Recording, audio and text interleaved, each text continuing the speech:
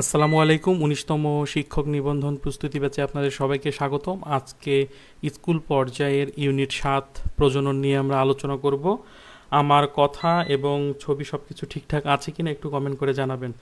আর বৈদ্যুতিক সমস্যাও যেভাবে শুরু হয়েছে, আমরা ক্লাসগুলো ভালোভাবে কন্টিনিউ করতে পারবো কিনা এটা নিয়ে আমার একটু দুশ্চিন্তা হচ্ছে। অলরেডি কিন্তু বিদ্যুৎ চলে গেছে। সব কিছু ঠিকঠাকভাবে শোনা যাচ্ছে কিনা একটু কমেন্ট করে জানাবেন। আমরা তাহলে আমাদের দ্রুত ক্লাসটা শুরু করে দেব। আর আমাদের হাতে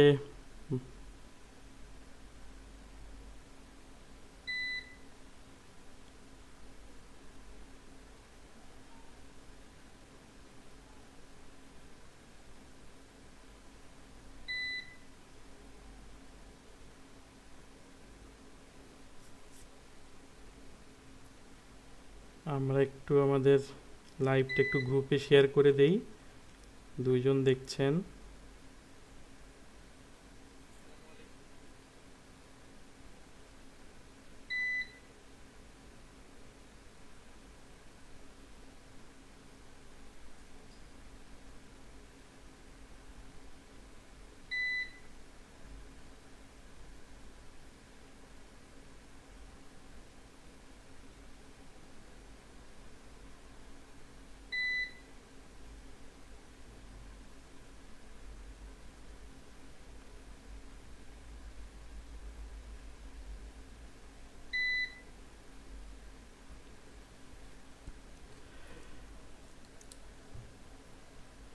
তাসফিয়া মিতু দেখছে অলরেডি ৬ জন যুক্ত হয়েছেন।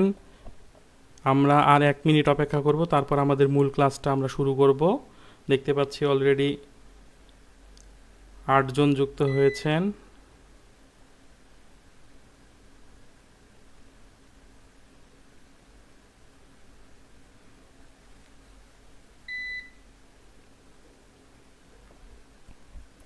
তাসফিয়া মিতু বলেছে যে শোনা যাচ্ছে। ওকে, আজকে আমরা আমাদের ক্লাসটা একটু দ্রুত শেষ করার চেষ্টা করব। জানি না আমার যেই ব্যাকআপ সেটা কতটুকু পর্যন্ত দিবে। তো প্রথমে আমরা আজকে যেটা নিয়ে আলোচনা করব, আজকের আমাদের টপিকস হচ্ছে প্রজনন। আর আমরা স্কুল পর্যায়ের পরীক্ষার সময় সহকারী শিক্ষক জীববিজ্ঞানের জন্য আমাদের কিন্তু দুইটা অংশই পড়তে হবে। অর্থাৎ উদ্ভিদের প্রজননও পড়তে হবে আমাদের, এবং আমাদেরকে প্রাণীর যে প্রজনন সেই প্রাণীর প্রজনন সম্পর্কিত প্রশ্ন পড়তে হবে। প্রথমে আমরা উদ্ভিদের প্রজনন নিয়ে আলোচনা করব। আমরা প্রাণীর প্রজননটা এর আগে কলেজ পর্যায়ের ইউনিট ৪-এও পড়েছিলাম, সেটা আমি আলোচনা করব, সমস্যা নেই। কিন্তু উদ্ভিদ প্রজনন এইটা আমাদেরকে খুব ভালো করে পড়তে হবে, কারণ আমরা যারা টিউশনি করাই না তারা কিন্তু এই টপিকসের সাথে একেবারে অপরিচিত। এই কারণে এইটা খুব ভালো করে পড়বেন। আর আপনারা প্রাণীবিদ্যার স্টুডেন্টরা যদি উদ্ভিদবিদ্যাতে ভালো করেন, তাহলেই কিন্তু দেখবেন যখন বায়োলজি সহকারী শিক্ষক জীববিজ্ঞানের মেধা তালিকা হবে, উদ্ভিদ বিজ্ঞানের স্টুডেন্টের থেকে আপনারা অনেক বেশি এগিয়ে থাকবেন। কারণ নিজের প্রাণীতে তো আপনারা ভালো করবেন, শুধু আমাদের ভালো করতে হবে উদ্ভিদ বিজ্ঞানের যে অংশটুকু আছে সেটা। তো উদ্ভিদ বিজ্ঞানের যে পড়াগুলো আজকে দেব, খুব মনোযোগ সহকারে ক্লাসটা করবেন এবং পিডিএফটা পড়বেন, তাহলেই দেখবেন যে খুব সহজ মনে হচ্ছে। তো প্রথমে আমরা ফুলের গঠন নিয়ে একটু আলোচনা করি। একটা ফুল যদি আমরা দেখি, এই ফুল এই ফুল থেকে যেই প্রশ্নটা পরীক্ষাতে আসতে পারে, দেখেন এই যে ফুল, ফুল কথাটা হলো, এই ফুল কি? এই প্রজননের জন্য বিশেষভাবে রূপান্তরিত বিটপই হলো ফুল। কি বললাম? প্রজননের জন্য প্রজননের জন্য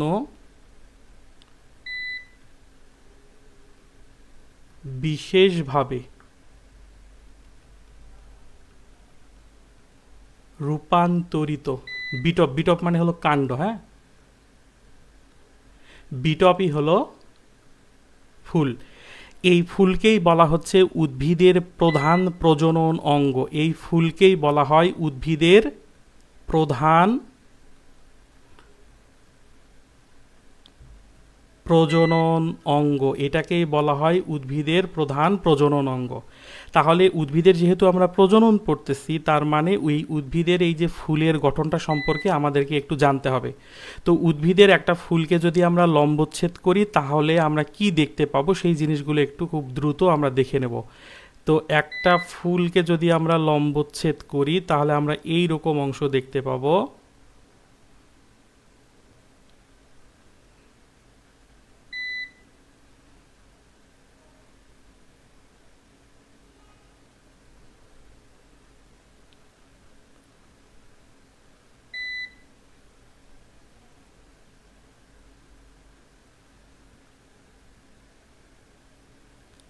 এরকম দেখতে পাবো আমরা।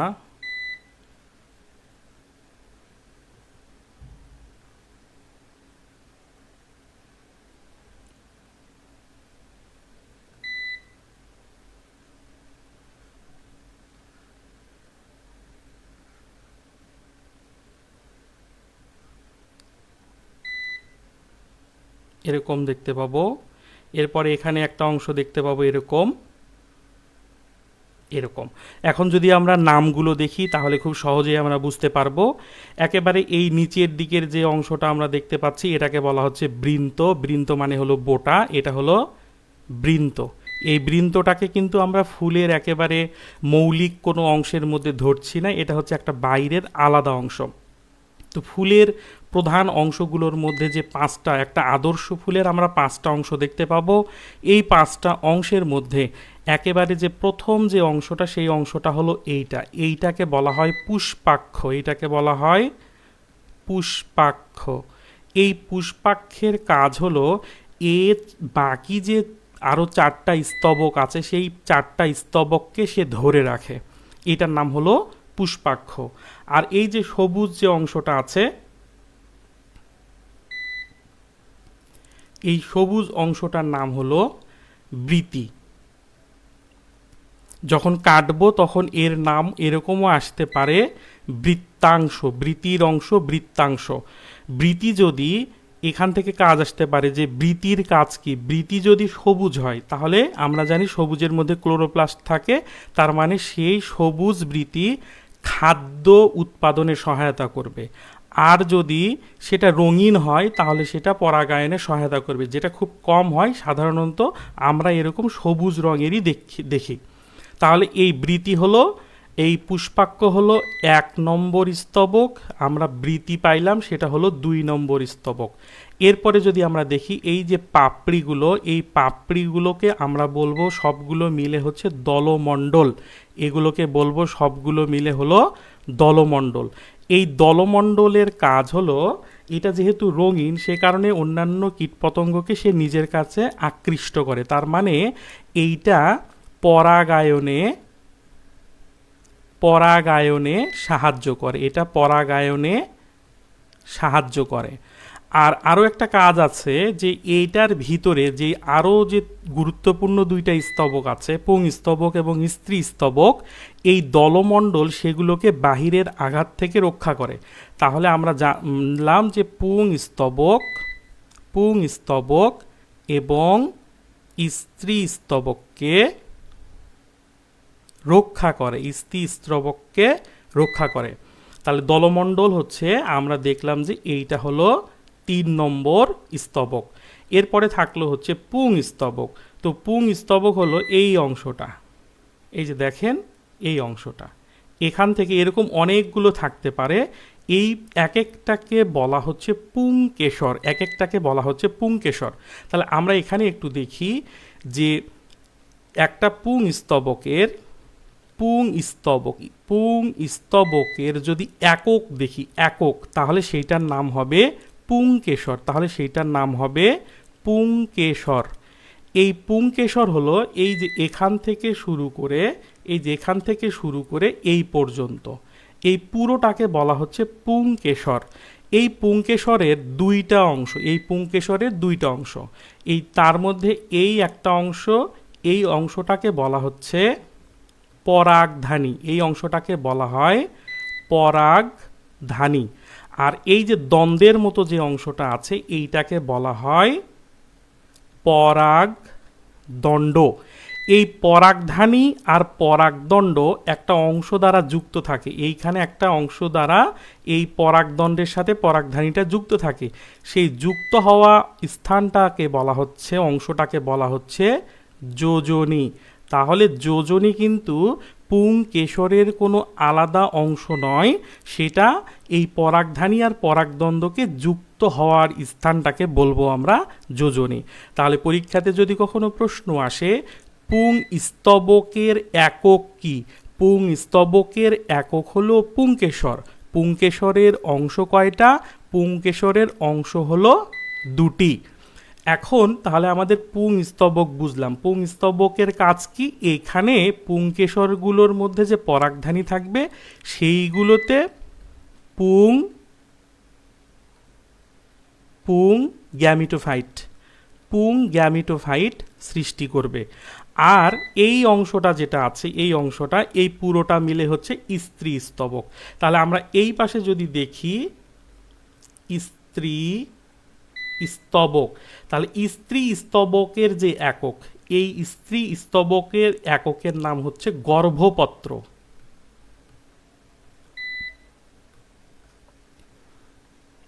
তাহলে আমরা বলবো গর্ভপত্র হচ্ছে স্ত্রী স্তবকের একক। এই গর্ভপত্রের মধ্যে তিনটা অংশ থাকে। আমরা যেমন দেখেছিলাম যে পুংকেশরের ভিতরে দুইটা, আর গর্ভপত্রের মধ্যে অংশ থাকে হলো তিনটা।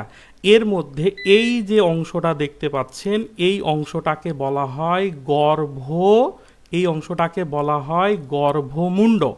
আর এই যে দ্বন্দ্বের মতো যে অংশটা আছে এইটাকে বলা হয় এইটাকে বলা হয় গর্ভদণ্ড।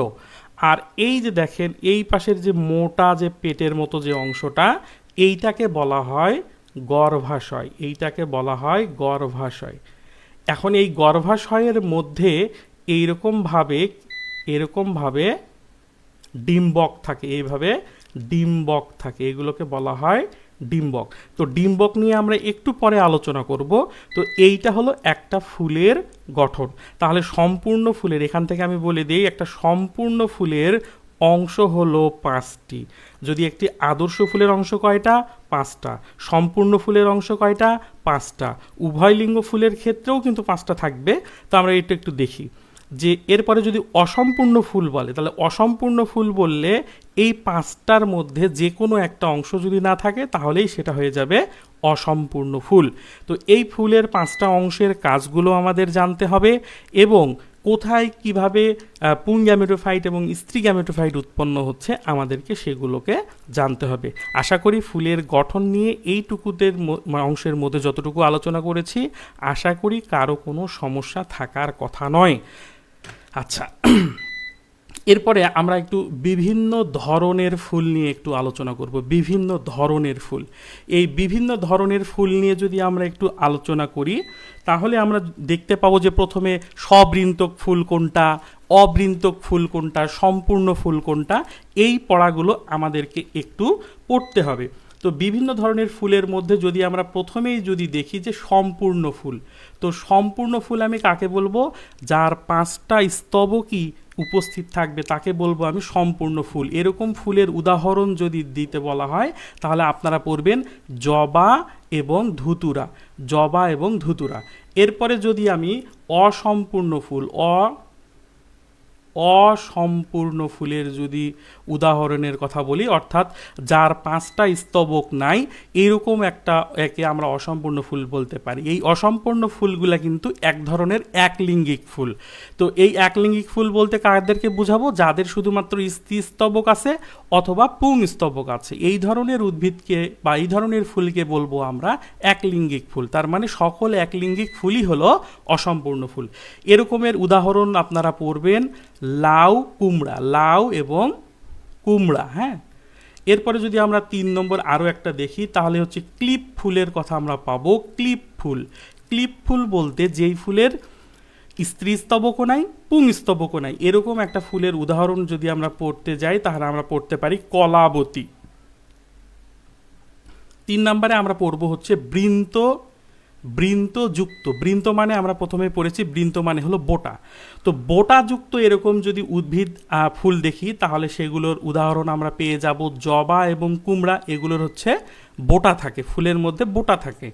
এরপরে হচ্ছে আমরা যদি বৃন্তহীন ফুলের উদাহরণ পড়ি, বৃন্তহীন যাদের বৃন্ত নাই, বোটা নাই, এরকম ফুলের উদাহরণ পড়বেন আপনারা হাতিসুর, এরকম ফুলের উদাহরণ পড়বেন আপনারা হাতিসুর। তাহলে বিভিন্ন ধরনের ফুল সম্পর্কে আপনারা বুঝতে পারলেন। তো এখন আমরা আরো একটু আলোচনা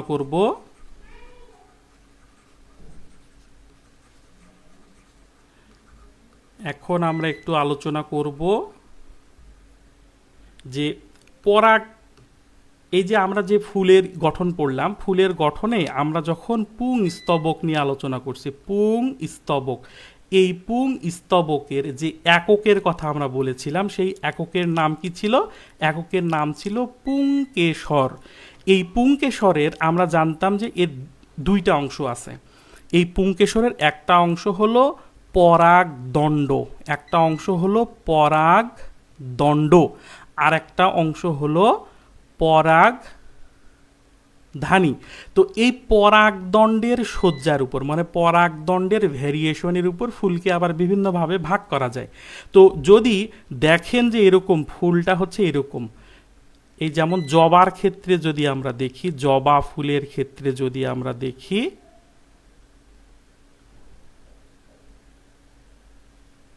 এই জবা ফুলের ক্ষেত্রে যদি আমরা দেখি, এভাবে একটা গুচ্ছের মধ্যে এরকম এই পরাগ দণ্ডগুলো থাকে।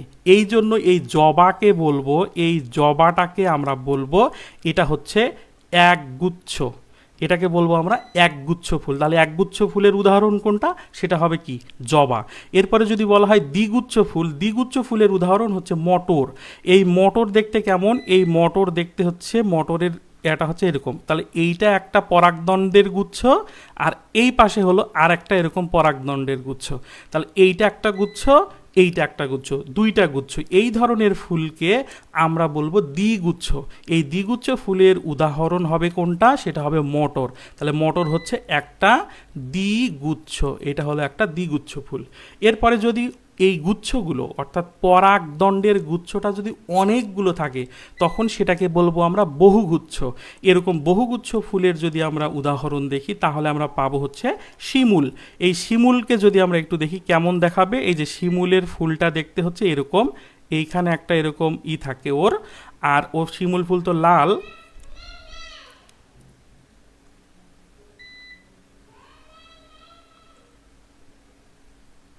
এরকম দেখবেন শিমুল ফুলের মধ্যে এরকম অসংখ্য এরকম তার যে পরাগদণ্ডগুলো এরকম অনেকগুলো গুচ্ছের মধ্যে ভাগ করা থাকে, এরকম অনেকগুলো গুচ্ছের মধ্যে এরকম অনেকগুলো গুচ্ছের মধ্যে ভাগ করা থাকে।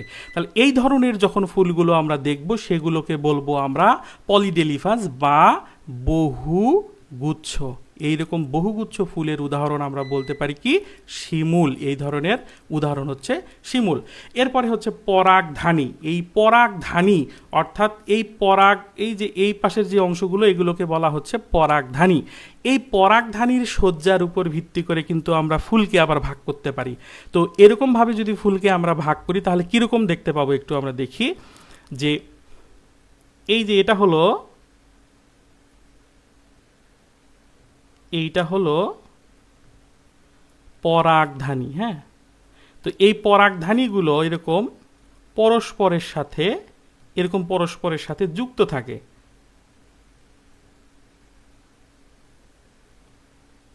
এরকম পরস্পরের সাথে যুক্ত থাকে।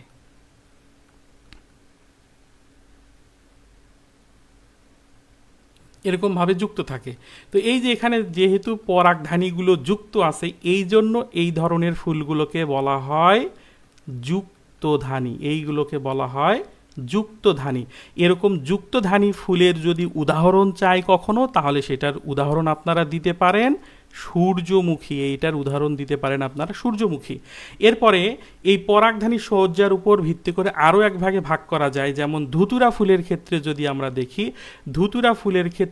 আমরা দেখি, তাহলে ওর যে দল আছে, এই দলের সাথে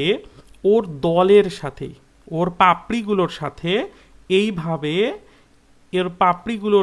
এইভাবে ওর যে পরাগধানীগুলো আছে, এই পরাগধানীগুলো ওর সাথে এরকম করে যুক্ত থাকে। এই জন্য এটাকে আমরা বলতে পারি দললগ্ন, এটাকে বলতে পারি আমরা দললগ্ন। তাহলে এরকম দললগ্ন ফুলের উদাহরণ হতে পারে কি? ধুতুরা। এটার উদাহরণ হতে পারে ধুতুরা। তাহলে বিভিন্ন ধরনের ফুল নিয়ে আমরা কিন্তু একটা আলোচনা করলাম। আশা করি আপনারা এটা বুঝতে পেরেছেন।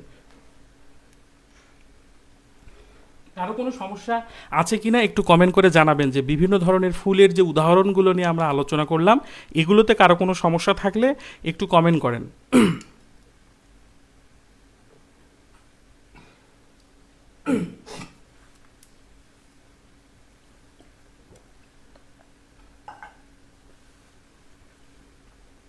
বিভিন্ন ধরনের ফুলের যে উদাহরণগুলো নিয়ে আমরা আলোচনা করলাম এগুলোতে কারো কোনো সমস্যা আছে কিনা একটু দ্রুত কমেন্ট করে জানাবেন। আপনারা 12 জন লাইভ ক্লাসটা দেখছেন, যদি কোনো সমস্যা থেকে থাকে তাহলে একটু কমেন্ট করে জানাবেন। আপনাদের কমেন্টগুলো একটু দেখব। তাজিন ইসলাম দেখছে, আয়েশা আক্তার, স্বরলিপি রয়, নীলয় ইসলাম, রাহাত, তৃষ্ণা চক্রবর্তী, শামীমা সরকার বিনতি, তাসফিয়া মিতু, আপনারা দেখছেন। যদি এই পর্যন্ত কোনো সমস্যা থেকে থাকে একটু দ্রুত কমেন্ট করে জানাবেন, আমরা ক্লাসটা দ্রুত এগিয়ে নিতে চাই। বিভিন্ন ধরনের ফুলের গঠন এবং বিভিন্ন ধরনের ফুল সম্পর্কিত যে আলোচনাটুকু করেছি এই আলোচনার মধ্যে কারো কোনো সমস্যা আছে কিনা একটু দ্রুত কমেন্ট করে জানাবেন।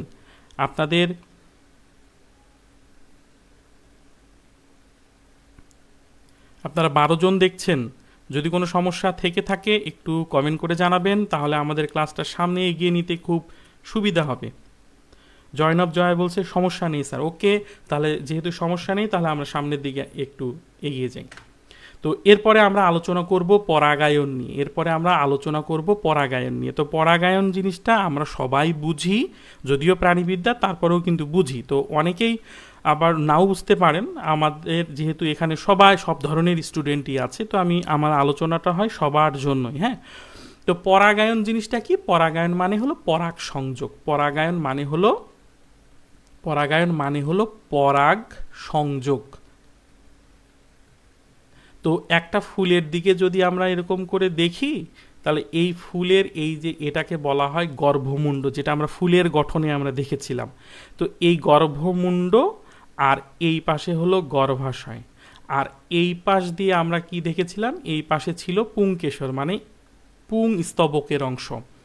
এই পুংস্তবকের অংশের এইটার নাম হলো পরাগধানী। এইটাকে আমরা বলেছিলাম এইটার নাম হলো পরাগধানী। এই পরাগধানীর মধ্যে এরকম পরাগ রেণু উৎপন্ন হয়। এই পরাগ রেণুগুলো গিয়ে যদি এই গর্ভমুণ্ডে পতিত হয় তাহলে পরাগধানী থেকে পরাগ রেণু গর্ভমুণ্ডে পতিত হওয়ার যে প্রক্রিয়া সেইটার নামই হচ্ছে পরাগায়ন বা পলিনেশন। তো এই পরাগায়ন জিনিসটা, তো এটা দুইভাবে হতে পারে। একটা হলো স্বপরাগায়ন, আর একটা হলো পরপরাগায়ন। তো এইটা একটু আমাদেরকে বুঝতে হবে, কোনটা স্বপরাগায়ন আর কোনটা হলো পরপরাগায়ন। খুবই ইজি টেকনিক। মানে হলো নিজ, অর্থাৎ যখন উদ্ভিদটা একটাই থাকবে। মনে করেন এইটা একটা উদ্ভিদ, এই উদ্ভিদের এখানে একটা ফুল হয়েছে, এইখানে একটা ফুল হয়েছে। এখন এই ফুলটার এখান থেকে এখানেই পরাগ সংযোগ হইতে পারে যদি সেটা সম্পূর্ণ ফুল হয়, অথবা এইখান থেকে এই ফুলের মধ্যেও পরাগ রেণুটা উড়ে গিয়ে পরাগায়ন ঘটাতে পারে। কিন্তু দেখেন গাছটা কিন্তু এই একটা গাছই আছে। যখন একই গাছের একই ফুলের মধ্যে, এই যে একই ফুলের মধ্যে অথবা দুইটা ভিন্ন ফুলের মধ্যে যখন পরাগ সংযোগ ঘটে সেইটার নাম হলো স্বপরাগায়ন। আর পরপরাগায়ন কাকে বলবো? পরপরাগায়ন হলো, ধরেন এখানে আরও একটা বি গাছ আছে। বি গাছ মানে কিন্তু ভিন্ন প্রজাতির গাছ না, একই প্রজাতির গাছ হতে হবে। তো এরকম এখানে আরেকটা গাছ আছে, এই গাছের মধ্যেও এরকম কি হয়েছে? ফুল হয়েছে। এই ফুলগুলোর মধ্যে যদি পরাগ সংযোগ ঘটে, এগুলোর মধ্যে যদি পরাগায়ন ঘটে, তাহলে এই পরাগায়নটাকে বলবো আমরা পরাগায়ন। অর্থাৎ এ গাছের পরাগরেণু যদি বি গাছের কোনো ফুলের মধ্যে গিয়ে পড়ে, তাহলে সেটা হবে কি পরাগায়ন। তার মানে স্বপরাগায়নে দেখেন এখানে কিন্তু কোনো বাহক, এখানে কোনো বাহক অথবা কোনো মাধ্যমের প্রয়োজন নেই। কিন্তু পরাগায়ন অর্থাৎ এ গাছ থেকে বি গাছের মধ্যে, এ গাছ থেকে এই বি গাছের মধ্যে যদি পরাগরেণু উড়ে যেতে চায়, তাহলে কিন্তু এখানে বাহক লাগবে। সেটা হতে পারে বায়ু মাধ্যম, সেটা হইতে পারে পতঙ্গ, সেটা হইতে পারে পানি। তো এই ধরনের বাহকের তাহলে পরাগায়নের ক্ষেত্রে আমরা বুঝলাম যে এখানে বাহকের প্রয়োজন আছে। এখানে বাহকের প্রয়োজন আছে।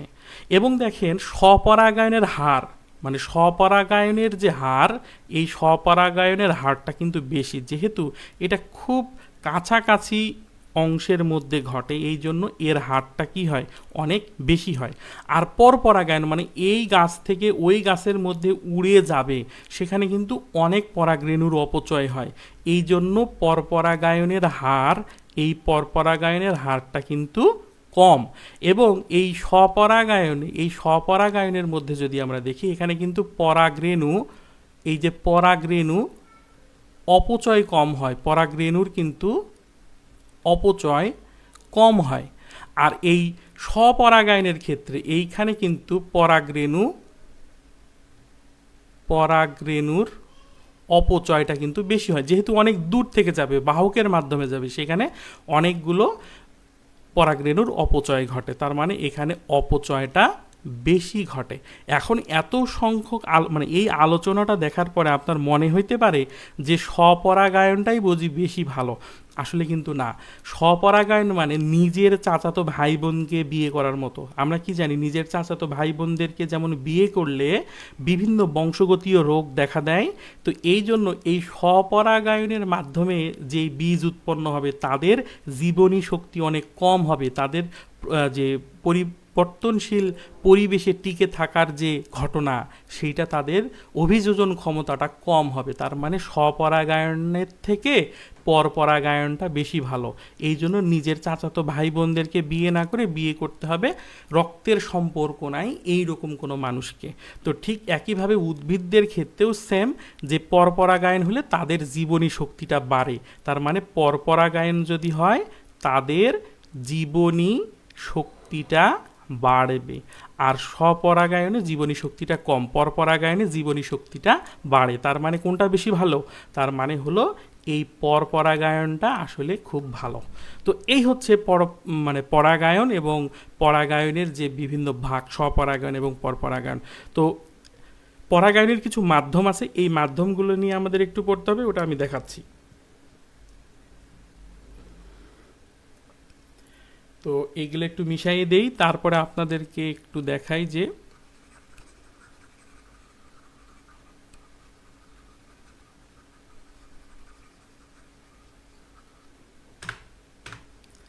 এইটা হলো স্বপরাগায়ন আর পরাগায়নের যে পার্থক্য, এইটা দেওয়া আছে। এইটা আপনারা একটু ওই যে আমাদের শীট থেকে পড়ে নিলে আপনাদের হবে। তো উদাহরণ হিসেবে বলতে পারি, সরিষা এবং ধুতুরা, শিমুল এবং পেঁপেদের মধ্যে কিন্তু এই ধরনের পরাগায়ন ঘটে। তো এই হচ্ছে স্বপরাগায়ন আর পরাগায়নের বিষয়গুলো। তো এর সাথে যদি আমরা একটু পরাগায়নের যদি মাধ্যমগুলো দেখি, পরাগায়নের মাধ্যম, তো পরাগায়নের বিভিন্ন ধরনের মাধ্যম আছে। এই মাধ্যমগুলো নিয়ে আমরা একটু আলোচনা করব। এই আলোচনাগুলোর মধ্যে যদি আমরা পতঙ্গ পরাগী ফুলের কথা যদি বলি, পতঙ্গর মাধ্যমে যেই সকল উদ্ভিদের পরাগায়ন হয় তাদেরকে বলা হয় পতঙ্গ পরাগী। এই পতঙ্গ পরাগী ফুলের আপনারা উদাহরণ পড়বেন, অর্থাৎ পরীক্ষাতে প্রশ্ন আসবে নিচের কোনটি পতঙ্গ পরাগী ফুল। এরকম পতঙ্গ পরাগী ফুল হলো জবা, এরকম পতঙ্গ পরাগী ফুল হচ্ছে কুমড়া, এগুলো আমরা পড়ব। এরপরে আমরা পড়ব হচ্ছে যে পানি পরাগী, অর্থাৎ পানির মাধ্যমে যখন পরাগ সংযোগ ঘটবে, এরকম পানি পরাগী ফুলগুলোর মধ্যে আমরা পাবো পাতা শ্যাওলা, আমরা পাবো পাতা শ্যাওলা। এরপরে যদি আমরা দেখি তাহলে আমরা পাবো হচ্ছে প্রাণী পরাগী। প্রাণী একটা হলো পানি আর এটা হলো প্রাণী পরাগী।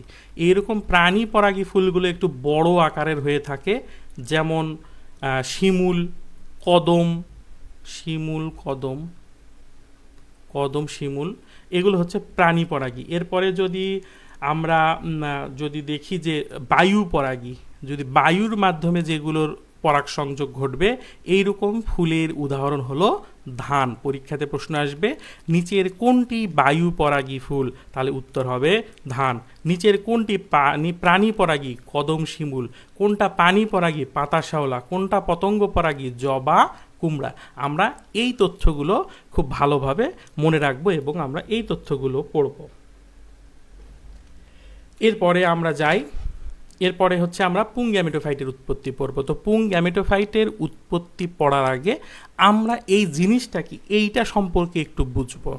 এইটা কি এবং এইটা খুবই গুরুত্বপূর্ণ, লিখিত সময়েও গুরুত্বপূর্ণ, এবং আপনি যখন স্কুল পর্যায়ে টিচার হবেন তখনও কিন্তু আপনার জন্য গুরুত্বপূর্ণ। এসএসসি বায়োলজির যদি 11 নাম্বার অধ্যায় যদি আপনারা স্টুডেন্টকে পড়াতে যান, তাহলে এইখান থেকে আপনাকে ভালো একটা ধারণা থাকতে হবে। তো পুং গ্যামেটোফাইটের উৎপত্তি কি জিনিস এইটা আমরা একটু পড়ব। তার আগে আমরা একটু বুঝি যে গ্যামেটোফাইট জিনিসটা আসলে কি। আমি সবসময় বলতাম যে ফাইট এই কথাগুলো যেখানে পাবেন তাহলে বুঝবেন এগুলো হচ্ছে উদ্ভিদ সংশ্লিষ্ট। যেমন আমরা বলি ফাইটো হরমোন, তার মানে হচ্ছে থ্যালাফাইটা, গ্যামেটোফাইট।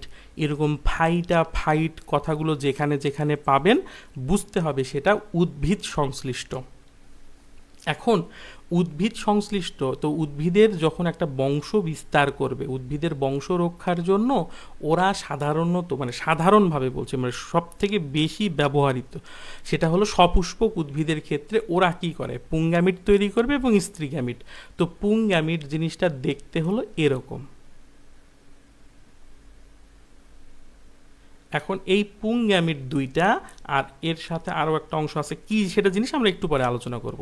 তাহলে এই পুং গ্যামিটের সাথে এরকমভাবে একটা স্ত্রী গ্যামিট, এটা একটু ভালো করে বুঝবেন, হ্যাঁ, খুব কঠিন না, সহজ। এরকম একটা ডিম্বকের স্ত্রী গ্যামেটোফাইট যদি যুক্ত হয়, তাহলে এইটা হলো একটা পুং গ্যামেটোফাইট, মানে এই যে এইটা হলো পুং গ্যামিট আর এইটা হলো স্ত্রী গ্যামিট। এই দুইটা যদি পরস্পরের সাথে যুক্ত হয়, তাহলে এই পরস্পরের সাথে যুক্ত হওয়ার যে প্রসেস সেটাকে আমরা কি বলি, ফার্টিলাইজেশন, বা সেটাকে আমরা বলতে পারি নিষেক, বাংলায় বললে নিষেক। তাহলে পুং গ্যামিট আর স্ত্রী গ্যামিট দুইটার মিলনকে বলবো নিষেক। তাহলে নিষেকের পর যেই ডিপ্লয়েড কোষটা তৈরি হবে, যে ডিপ্লয়েড কোষটা তৈরি হবে, তার মানে পুং গ্যামিট হচ্ছে এন এবং স্ত্রী গ্যামিট হলো এন। তাহলে পুং গ্যামিট আর স্ত্রী গ্যামিটের মিলনের ফলে যে ডিপ্লয়েড কোষ সৃষ্টি হবে সেইটার নাম আমরা কি জানি, সেইটার নাম হবে আমরা দিব জাইগোট। তো এখন এই জাইগোট কোষটা, এটা হলো একটা কোষ, ডিপ্লয়েড একটা কোষ, সেটা বারবার এখন বিভাজিত হবে। তো বারবার যখন বিভাজিত হবে, সেই বিভাজন প্রক্রিয়াটার নাম কি আমরা সবাই জানি, জাইগোট কোষের বিভাজনকে বলা হয় ক্লিভেজ। এই ক্লিভেজের ফলে এরকম অনেকগুলো এরকম কোষ তৈরি করবে এবং এই কোষগুলো থেকে পরবর্তীতে এইরকম একটা বড় একটা উদ্ভিদ তৈরি করবে। তাহলে এই যে উদ্ভিদটা যে তৈরি করলো, এই উদ্ভিদটাকে বলা হচ্ছে স্পোরোফাইট। স্পোরোফাইট। তাহলে আমি প্রথমেই বলেছি ফাইট যেখানে পাবেন সেটা মানে উদ্ভিদ সংশ্লিষ্ট। এখন দেখেন এই যে এখানে এন তৈরি হয়েছে, তার মানে উদ্ভিদের যে হ্যাপ্লয়েড দশা, উদ্ভিদের যে হ্যাপ্লয়েড দশা, এই হ্যাপ্লয়েড দশাটাকে বলা হচ্ছে গ্যামিটোফাইট। গ্যামিটোফাইট। তাহলে উদ্ভিদের হ্যাপ্লয়েড দশাকে বলা হয় গ্যামিটোফাইট, আর এই স্পোরোফাইট হচ্ছে উদ্ভিদের ডিপ্লয়েড দশা। তাহলে যদি পরীক্ষাতে প্রশ্ন আসে স্পোরোফাইট কি জিনিস, তাহলে উদ্ভিদের ডিপ্লয়েড দশাকে বলা হচ্ছে স্পোরোফাইট।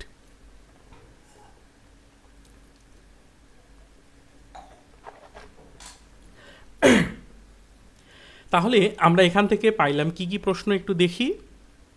আমরা পাইলাম হচ্ছে যে গ্যামিটোফাইট কি, তাহলে গ্যামিটোফাইট সব সময় হবে হ্যাপ্লয়েড। এরপরে আমরা পাইলাম নিষেক কি, পুংগ্যামিট আর স্ত্রী গ্যামিটের মিলনকে নিষেক বলে। জাইগোট কি, যে নিষেকের পর যে ডিপ্লয়েড কোষটি সৃষ্টি হয় সেটার নামই হলো জাইগোট, আর জাইগোট সব সময় কি হবে, ডিপ্লয়েড হবে। জাইগোট কোষের বিভাজনকে কি বলবো, ক্লিভেজ বলবো। ক্লিভেজের ফলে স্প্রোফাইটের সৃষ্টি হবে। এই স্প্রোফাইট সবসময় কি হবে, স্প্রোফাইট সবসময় 2n হবে। এ হলো একটা উদ্ভিদের পুরো জীবনচক্র। তো এই জীবনচক্রের প্রথম দশাতেই দেখেন যে এই জিনিসটা তৈরি করতে হবে, এই জিনিসটা তৈরি করতে হবে।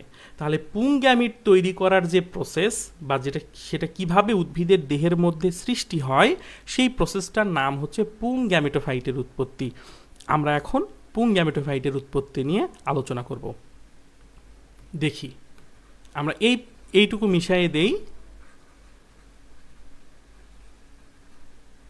আর আমরা এইখানে আলোচনা করি, এইখানে আলোচনা করব। তো একটা ফুল যদি আমরা এখানে আরেকটু অঙ্কন করার চেষ্টা করি, যে এইটা হলো স্ত্রী স্তবকের অংশ, আর এই পাশ দিয়ে আমরা দেখেছিলাম যে পুংকেশর, তাহলে এইটাকে আমরা ধরে নিলাম এটা হলো একটা পুংকেশর। তো এই পুংকেশরের এই যে অংশটা লাল, যে অংশটা গোলাকৃতির, এটাকে আমরা বলেছিলাম এটার নাম হলো পরাগধানী। তো এই পরাগধানীর মধ্যে যে কোষগুলো থাকে, এই কোষগুলো হচ্ছে 2n। এই কোষগুলো থেকে পরাগ রেণু তৈরি হবে। তাহলে এই 2n কোষগুলোকে আমরা বলতে পারি পরাগ রেণু মাতৃকোষ। পরাগ রেণু মাতৃকোষ। তো পরাগ রেণু মাতৃকোষ কেন বলছে, তার মানে এগুলো থেকে পরাগ রেণু তৈরি হবে। তাহলে যেই কোষগুলো থেকে, পরাগধানীর যে কোষগুলো থেকে পরাগ রেণু তৈরি হবে সেগুলোর নাম হচ্ছে পরাগ রেণু মাতৃকোষ।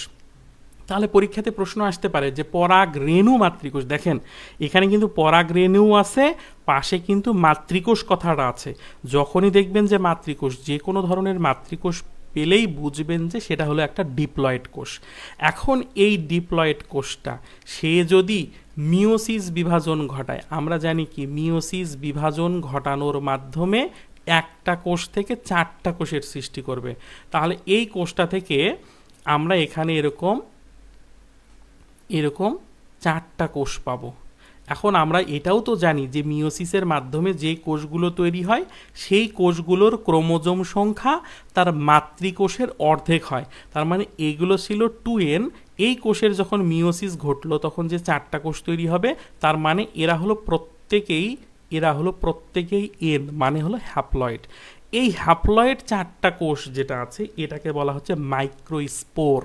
তো এই মাইক্রোস্পোর থেকে এরা যখন বৃদ্ধি পেয়ে একটা সময় গিয়ে এরকম কি তৈরি করবে, এরকম পরাগ রেণু তৈরি করবে, এরকম পরাগ রেণু তৈরি করবে। এখন দেখেন এই পরাগ রেণু তাহলে কিন্তু n, লক্ষ্য রাখেন এটা কিন্তু খুবই গুরুত্বপূর্ণ একটা ইনফরমেশন। যখন বলছে পরাগ রেণু তার মানে এটা হলো পরাগ রেণু, আর এইটা হলো পরাগ রেণু মাতৃকোষ। তাহলে পরাগ রেণু মাতৃকোষ হলো 2n, কিন্তু পরাগ রেণুর কথা যখন বলছে তখন কিন্তু সেটা শুধুমাত্র n, মানে হলো হ্যাপ্লয়েড। এখন এই হ্যাপ্লয়েড যে পরাগ রেণুটা আছে, এই রেণুটার যে নিউক্লিয়াস আছে, এই যে নিউক্লিয়াস বা কেন্দ্রিকা, সেটা মাইটোটিক বিভাজন। মাইটোটিক বিভাজন মানে হলো ওয়ান কাইন্ড অফ মাইটোসিস বিভাজন। তো এই মাইটোসিস বিভাজনের মাধ্যমে বা মাইটোটিক বিভাজনের মাধ্যমে এটা যখন বিভাজিত হবে তখন এইটা হলো পরাগ রেণুর যে আউটার মেমব্রেন, অন্ততক এবং বহিতক, এটা, আর এর ভিতরের যে নিউক্লিয়াসটা আছে, এই যে ভিতরের যে নিউক্লিয়াসটা, এইটা বিভাজিত হলো। আমরা কি জানি যে মিওসিসের মাধ্যমে যদি বিভাজিত হয় তাহলে উৎপন্ন হবে 4টা, আর যদি মাইটোসিসের মাধ্যমে বিভাজিত হয় তাহলে উৎপন্ন হয় কয়টা, তাহলে উৎপন্ন হয় 2টা। এবং এই 2টা কোষের ক্রোমোজোম সংখ্যা এই কোষটার অর্থাৎ মাতৃকোষের সমান হবে। আমরা কি জানি মাতৃকোষ এখানে এই অবস্থায় অর্থাৎ পরাগ রেণু যেটা আছে, এই পরাগ রেণুটা এন, এনের যখন মাইটোসিস হবে তখন এরকম একটা ছোট আর একটা এরকম কি বড় নিউক্লিয়াস তৈরি হয়েছে। তো এই নিউক্লিয়াস দুটাও কিন্তু আসলে এন। তাহলে আমরা একটু দেখি যে এই যে ছোট যে নিউক্লিয়াসটা তৈরি হয়েছে এই নিউক্লিয়াসটাকে বলা হবে জেনারেটিভ। এটাকে বলা হয় জেনারেটিভ নিউক্লিয়াস, জেনারেটিভ নিউক্লিয়াস। আর এই যে বড় যেটা আছে এইটাকে বলা হচ্ছে tube, tube nucleus, tube nucleus. তাহলে এই যে টিউব নিউক্লিয়াস আর জেনারেটিভ নিউক্লিয়াসের প্রকৃতি কেমন হবে ভালোভাবে কথাটা একটু শুনবেন। জেনারেটিভ নিউক্লিয়াসও হবে কি এন, টিউব নিউক্লিয়াসের প্রকৃতি কি হবে সেটাও হবে এন, কারণ এরা এন মানে হ্যাপ্লয়েড পরাগরেণুর মাইটোটিক বিভাজনের মাধ্যমে তৈরি হয়েছে। এখন এর পরবর্তী যে ধাপ আছে এই ধাপে যে টিউব যে নিউক্লিয়াসটা আছে সে নালী গঠন করবে। কিভাবে নালী গঠন করবে? এইটা হলো পরাগরেণু, এই পরাগরেণুর মধ্যে এরকম নালী গঠনের সূচনা করবে। তাহলে এইখানে এই যে বড় যে নিউক্লিয়াসটা সেটা আসলো, আর এই যে জেনারেটিভ সেল সে আবার কি করবে, এইটা আবার মাইটোটিক বিভাজন ঘটাবে, আবার মাইটোটিক বিভাজন। তাহলে একটা জেনারেটিভ নিউক্লিয়াস যখন পুনরায় মাইটোটিক বিভাজন ঘটাবে তখন এখানে দেখেন এখানে একটা এবং এইখানে একটা, অর্থাৎ দুইটা পুং গ্যামিট সৃষ্টি করবে। আর এইটা হলো আউটার মেমব্রেন। তাহলে এই দুইটাকে বলবো আমরা পুং গ্যামিট, এইটাকে বলবো আমরা পুং গ্যামিট। তাহলে পুং গ্যামিটের আমরা দেখা পেয়ে গেছি। এই যে এখানে লক্ষ্য করেন আমরা প্রথমে বলেছিলাম যে এইরকম গঠন সৃষ্টি করবে, দেখেন এইরকম গঠন কিন্তু তৈরি হয়ে গেল, তার মানে পুং গ্যামিটোফাইটের উৎপত্তি হয়ে গেল। তাহলে এই পুং গ্যামিটোফাইটের উৎপত্তিটাকে যদি আমরা একটু ওভারভিউ করি তাহলে আমরা কি দেখতে পাচ্ছি যে এই পরাগরেণু হলো, এই যে দেখেন পরাগরেণুটা কিন্তু এই পুং গ্যামিটোফাইটের প্রথম কোষ। অনেক সময় এই প্রশ্নগুলোতে একটু ভ্যাবাচাকা খাবেন, আপনার মনে হতে পারে পরাগরেণু থেকে তো পুং গ্যামিটোফাইট সৃষ্টি হয়েছে, তাহলে আমরা তো পরাগরেণুকে আমরা বলতে পারি, কিন্তু না। অর্থাৎ যেখান থেকে হ্যাপ্লয়েড দশার শুরু হয়, যেখান থেকে হ্যাপ্লয়েড দশা শুরু হয়, অর্থাৎ এন থেকে এন, তার মানে এন এর প্রথম কোষ হলো এইটা, অথবা 2n থেকে 2n, তার মানে এই 2n এর প্রথম কোষ হলো এইটা। এইভাবে কিন্তু মনে রাখতে হবে। তাহলে এন দশাটা শুরু হয়েছে কিন্তু এই পরাগরেণু থেকে। আপনারা এটাও বলতে পারেন যে এই যে মাইক্রোস্পোর, কিন্তু মাইক্রোস্পোরেরই সর্বশেষ যে ধাপ, মানে ওটাই বড় যখন হয় তখন কিন্তু সেটা পরাগরেণুতে পরিণত হয়। তার মানে আমরা এইটা পড়ব পরীক্ষাতে যে পরাগরেণু হচ্ছে পুং গ্যামেটোফাইটের প্রথম কোষ। এই কোষের যে নিউক্লিয়াস থাকে সেটা মাইটোটিক বিভাজনের মাধ্যমে দুইটা কোষ সৃষ্টি করে, একটা ছোট আর একটা হলো বড়। যে ছোট যে নিউক্লিয়াসটা থাকে সেটাকে বলবো জেনারেটিভ নিউক্লিয়াস, আর একটাকে বলবো আমরা টিউব নিউক্লিয়াস। এই টিউব নিউক্লিয়াস কি করবে, এ হচ্ছে এই যে দেখেন এখানে একটা নালী গঠন করছে, এই নালিকাটার নাম হচ্ছে পোল্যান টিউব বা পরাগ নালিকা। এটাকে বলবো আমরা পরাগ নালিকা, এটাকে বলবো পরাগ নালিকা। তো এই পরাগ নালিকা গঠন করলো, আর জেনারেটিভ সেল সে আবার মাইটোটিক বিভাজনের মাধ্যমে দুইটা পুং গ্যামিটের সৃষ্টি করলো। তাহলে এভাবেই আমরা দেখতে পাইলাম যে একটা পুং গ্যামিটোফাইটের উৎপত্তি বা সৃষ্টি হলো। এখন আমরা দেখব কিভাবে স্ত্রী গ্যামিটোফাইট সৃষ্টি হয়। তো স্ত্রী গ্যামিটোফাইট সৃষ্টি এইটার প্রসেসটা আরও বেশি সহজ, আরও বেশি ইন্টারেস্টিং, আর যখন স্টুডেন্টদেরকে পড়াবেন আরও বেশি আপনারা মজা পাবেন। তো আমরা সেইটাতে চলে যাই। এখন আমরা স্ত্রী গ্যামিটোফাইটের উৎপত্তি নিয়ে আলোচনা করব। তার আগে আমরা একটু দেখি যে আমাদের উদ্দেশ্য হলো যে একটা এরকম একটা পুং গ্যামিট তৈরি করতে হবে এবং এইরকম একটা স্ত্রী গ্যামিটোফাইট তৈরি করতে হবে। আর এই দুইটাকে যুক্ত করলে বা এরা দুজনের সাথে যুক্ত হলেই পরবর্তীতে এরকম একটা স্পোরোফাইট বা একটা গাছ তৈরি হবে। তো এর মধ্যে দেখেন আমরা কিন্তু এইটা অর্থাৎ পুং গ্যামিটোফাইটটা আমরা তৈরি করে ফেলেছি, এখন আমরা স্ত্রী গ্যামিটোফাইটটা তৈরি করব। এইটা খুবই গুরুত্বপূর্ণ পরীক্ষাতে আসার মতো, এবং স্ত্রী গ্যামিটোফাইটের উৎপত্তিতে কারো কোনো সমস্যা থাকলে আমাকে কিন্তু বলবেন, হুম। এখন স্ত্রী গ্যামেটোফাইটের উৎপত্তি নিয়ে আমরা আলোচনা করব। তো স্ত্রী গ্যামেটোফাইটের উৎপত্তি নিয়ে আলোচনা করার জন্য আমাদের এইখান থেকে শুরু করতে হবে, এখান থেকে। এইটাকে আমরা কি বলেছিলাম? এইটার নাম হচ্ছে গর্ভপত্র।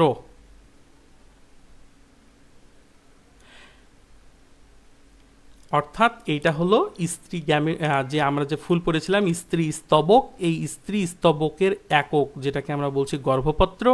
এই গর্ভপত্রের যে অংশ, এই যে গর্ভাশয়, এই গর্ভাশয়ের মধ্যে এইভাবে বিভিন্ন সজ্জায় এরকম ছোট ছোট ছোট ছোট কিছু অংশ থাকে, এরকম ছোট ছোট অংশ থাকে। এই অংশগুলোকে বলা হয় ডিম্বক। এই অংশগুলোকে বলা হয় ডিম্বক। এখানে কিন্তু অনেক তথ্য আছে, অনেক সময় পাবেন ডিম্বক কি জিনিস, ডিম্বাণু কি জিনিস, আসছি। এখন এই অংশটার নাম হচ্ছে ডিম্বক। তো এই ডিম্বকের গঠনটা যদি আমরা একটু দেখি, তাহলে ডিম্বকের গঠনে কিন্তু আমরা মোটামুটি, যদি ডিম্বকটা বড় হয় তখন কিন্তু এই পরিণত ডিম্বকের মধ্যে 7টা অংশ থাকে। তো এই ডিম্বকটা হলো এইরকম, এই ডিম্বকটা দেখতে হলো এরকম। তো এই ডিম্বকের মধ্যে, এই ডিম্বকগুলোর মধ্যে এরকম অসংখ্য অসংখ্য অসংখ্য এরকম কি থাকে, কোষ থাকে। এই কোষ, সমস্ত কোষগুলোকে বলা হচ্ছে ভ্রূণ পোষক কলা। এগুলোকে বলা হচ্ছে কি, এগুলোকে বলা হচ্ছে ভ্রূণ পোষক কলা।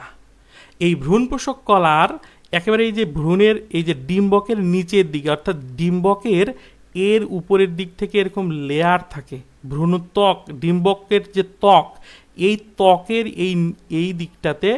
এই দিকটাতে এরকম একটা ছিদ্রের মতো অংশ থাকে, এরকম একটা ছিদ্রের মতো। আর এই পাশ দিয়ে হচ্ছে ওই গর্ভাশয়ের সাথে যুক্ত থাকে। তো এই যে ছিদ্রটা থাকে, এই ছিদ্রটাকে বলা হচ্ছে ডিম্বক রন্ধ্র। এই ছিদ্রটাকে বলা হয় কি, এটাকে বলা হয় ডিম্বক রন্ধ্র। এই ডিম্বক রন্ধ্রের কাছাকাছি, মানে এই ভ্রূণ পোষক কলায় ডিম্বক রন্ধ্রের কাছাকাছি একটি কোষ আকারে বড় হয়। তার মানে এটা হলো ডিম্বক, আর এখানে একটা কোষ এরকম আকারে বড় হয়েছে, আরও অনেক কোষ আছে, তার ভিতর একটা কোষ আকারে বড় হয়েছে। এই কোষটা কি অবস্থায় আছে? এই কোষটা হলো 2N। এই কোষটা মিওসিস বিভাজনের মাধ্যমে বিভাজিত যদি হয়, তাহলে এখানে এই রকম 4টা কোষ তৈরি করবে, অর্থাৎ ডিম্বকের ভিতরে এরকম 4টা কোষ তৈরি করবে, এরকম 4টা কোষ তৈরি করবে। আমরা কি জানি, এই পুরোটা হলো একটা ডিম্বক। এখন এই ডিম্বকের ভিতরে যে 4টা কোষ তৈরি হলো, তার মানে এই ছোট কোষগুলোও এন, এগুলোও হ্যাপ্লয়েড, এগুলোও হ্যাপ্লয়েড, এগুলোও হ্যাপ্লয়েড। কারণ এই 2N কোষটা, এইটা যখন বিভাজিত হয়েছে তখন মিওসিস বিভাজনের মাধ্যমে বিভাজিত হয়েছে। এই কারণে এখানে 4টা যে কোষ তৈরি হলো, এই 4টা কোষই হচ্ছে হ্যাপ্লয়েড। এর মধ্যে এই উপরের 3টা কোষ, এই উপরের যে 3টা কোষ আছে, আমি একটু লাল দিয়ে দেখাই। এই যে এই কোষগুলো, এই যে লাল উপরের 3টা যে ছোট কোষ আছে, এই কোষগুলো নষ্ট হয়ে যায়। তার মানে এই 3টা কোষ কি হয়ে যাবে, এই 3টা কোষ নষ্ট হয়ে যাবে। আর বাকি থাকলো কয়টা? একটা কোষ। এখন আমরা দেখব, তাহলে এইটা হলো ডিম্বক,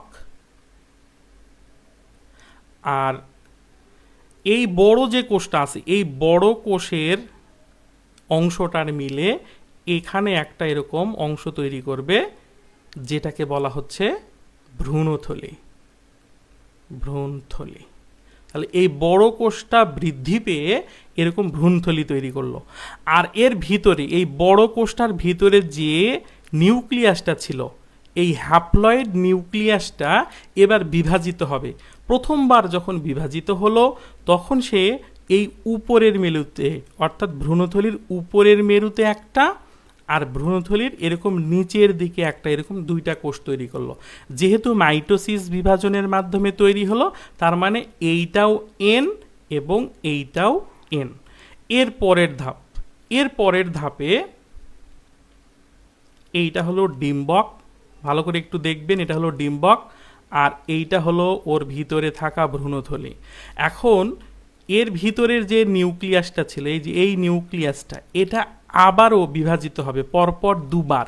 তো প্রথমবার বিভাজন যখন ঘটালো, তাহলে উপরের দিকে কয়টা নিউক্লিয়াস হবে? দুইটা।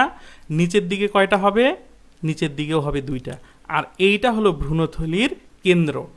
এর পরের ধাপ, যেহেতু বলেছিলাম পর পর দুবার, তাহলে এবার এটা হলো ডিম্বক, এটা হলো ডিম্বক, আর এইটা হলো ভ্রূণথলি, আর এইটা হলো ভ্রূণথলির কেন্দ্র।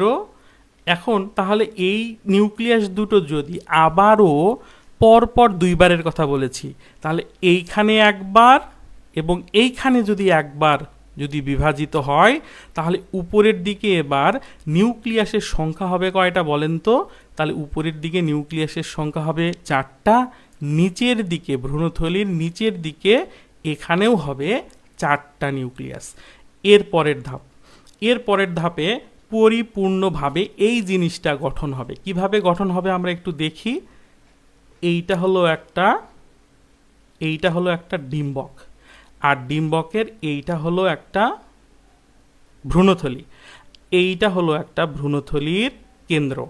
এখন দেখেন এই উপরের যে 4টা নিউক্লিয়াস আছে, এই উপরের 4টা নিউক্লিয়াস থেকে একটা নিউক্লিয়াস ভ্রূণথলির কেন্দ্রে চলে আসে, আর নিচের যে 4টা, এই যে এখানে দেখেন, এইখানে যে 4টা নিউক্লিয়াস থাকে তার মধ্যেও একটা এইখানে চলে আসে। তাহলে এইখানে n plus n equal 2n, এইটাকে বলা হচ্ছে secondary diploid nucleus, secondary diploid কেন্দ্রিকা বা নিউক্লিয়াস। তাহলে এখন উপরের দিকে নিউক্লিয়াসের সংখ্যা কয়টা হবে বলেন তো? 3টা, যেহেতু একটা এখানে চলে আসছে। তাহলে নিচের দিকেও কয়টা হবে? নিচের দিকেও এরকম 3টা হবে। এখন এই নিউক্লিয়াস, এগুলো কিন্তু শুধু নিউক্লিয়াস, এগুলো কিন্তু এখনো কোষে পরিণত হয়নি, এবার ওরা কোষে পরিণত হবে। এবার ওরা কিছু সাইটোপ্লাজম সহযোগে এখানে একটা কোষ ফর্ম করবে, এইখানে একটা কোষ, এইখানে একটা কোষ। তাহলে উপরের দিকে কয়টা কোষ তৈরি হলো? 3টা। সেম একইভাবে এইখানে একটা কোষ, এইখানে একটা কোষ এবং এইখানে একটা কোষ তৈরি করবে। তার মানে উপরে 3টা কোষ, নিচে 3টা কোষ, আর এই মাঝখানে একটা কোষ যার নিউক্লিয়াস দুটো আলাদা। এখন তাহলে এখানে এই ডিম্বকটার মধ্যে মোট কোষের সংখ্যা হলো 7টা। এই 7টা কোষের মধ্যে এই উপরের দিকের যে 3টা কোষ থাকে, এই 3টা কোষের নাম হলো প্রতিপাদ কোষ, এগুলোর নাম হলো প্রতিপাদ কোষ। তাহলে পরীক্ষাতে প্রশ্ন আসবে প্রতিপাদ ডিম্বকের মধ্যে, এই পুরোটা কিন্তু ডিম্বক, এই পুরোটা হলো ডিম্বক, ভালো করে মনে রাখবেন, এই পুরোটা মিলে হলো ডিম্বক। তাহলে ডিম্বকের উপরের দিকের যে 3টা কোষ থাকে সেগুলোর নাম হলো প্রতিপাদ কোষ। আর এই যে দেখেন নিচের দিকে যে 3টা কোষ আছে, এই নিচের দিকের 3টা কোষকে বলা হয় গর্ভযন্ত্র, গর্ভযন্ত্র। তাহলে গর্ভযন্ত্রের মধ্যে কোষের সংখ্যা কয়টা? 3টা। তার মধ্যে এই যে দেখেন একটা কোষ আকারে খুব বড় হয়েছে, এই যে একটা কোষ আকারে খুব বড়, এই যে বড় যে কোষটা আছে, এই বড় কোষটাকে বলা হয়, এইটার নাম হলো ডিম্বাণু, এই বড় কোষটার নাম হলো ডিম্বাণু। আর এই যে ছোট যে 2টা কোষ আছে, এই যে ছোট যে 2টা কোষ, এই ছোট কোষ 2টাকে বলা হয় সহকারী কোষ। তাহলে সহকারী কোষের সংখ্যা কত? সহকারী কোষের সংখ্যা হলো 2টা। ডিম্বাণুর সংখ্যা কত হবে? 1টা। প্রতিপাদ কোষের সংখ্যা কত? 3টা। আর এইটা হচ্ছে সেকেন্ডারি ডিপ্লয়েড নিউক্লিয়াস, সেকেন্ডারি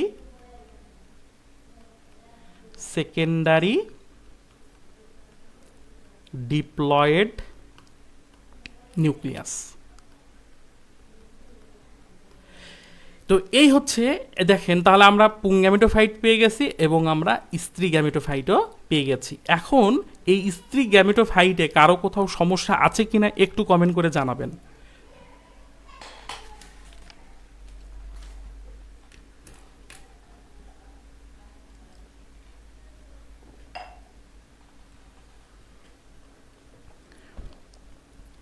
আপনারা 9 জন দেখছেন। স্ত্রী গ্যামেটোফাইট খুবই গুরুত্বপূর্ণ একটা অংশ, যেহেতু এটা আমাদের সিলেবাসের মধ্যে নাই, আমরা অনার্স লাইফ শেষ করেছি কিন্তু এটা পড়ি নাই, এটা কিন্তু এসএসসির পড়া।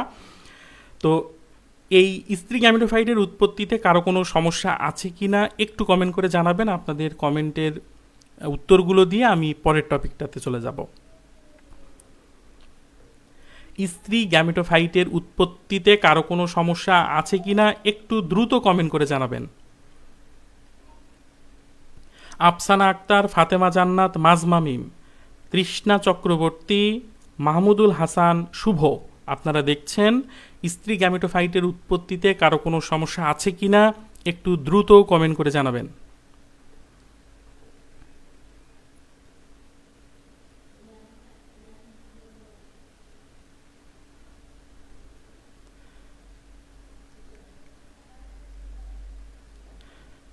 পবিত্র কুমার দাস বলছে স্যার কঠিন লাগছে। কঠিন লাগার কথা নয়, আপনারা হয়তো এটা অনেক দিন হয়ে মানে পড়েন নাই, এই কারণে আপনাদেরকে কঠিন মনে হচ্ছে। একটু ক্লাসটা আরেকবার রিপিট করবেন, পড়বেন এবং পিডিএফটা পড়বেন, তাহলে কিন্তু সহজ লাগবে। আর আমি যেই কথাগুলো বলছি এই কথাগুলো একটু মনোযোগ দিয়ে শোনার চেষ্টা করবেন। ফাতেমা জান্নাত বলছে যে প্রবলেম নাই। ওকে, তাহলে আমরা পুং গ্যামেটোফাইট পেয়ে গেলাম এবং স্ত্রী গ্যামেটোফাইট পেয়ে গেলাম। এখন এই দুইটাকে একত্রিত করার যে প্রসেস সেটার নাম হলো নিষেক। এখন আমরা নিষেক নিয়ে আলোচনা করব। তো নিষেক নিয়ে আলোচনা করার জন্য আমরা একটু দেখি যে এখানে একটা আমরা ফুল নেব। এই ফুলের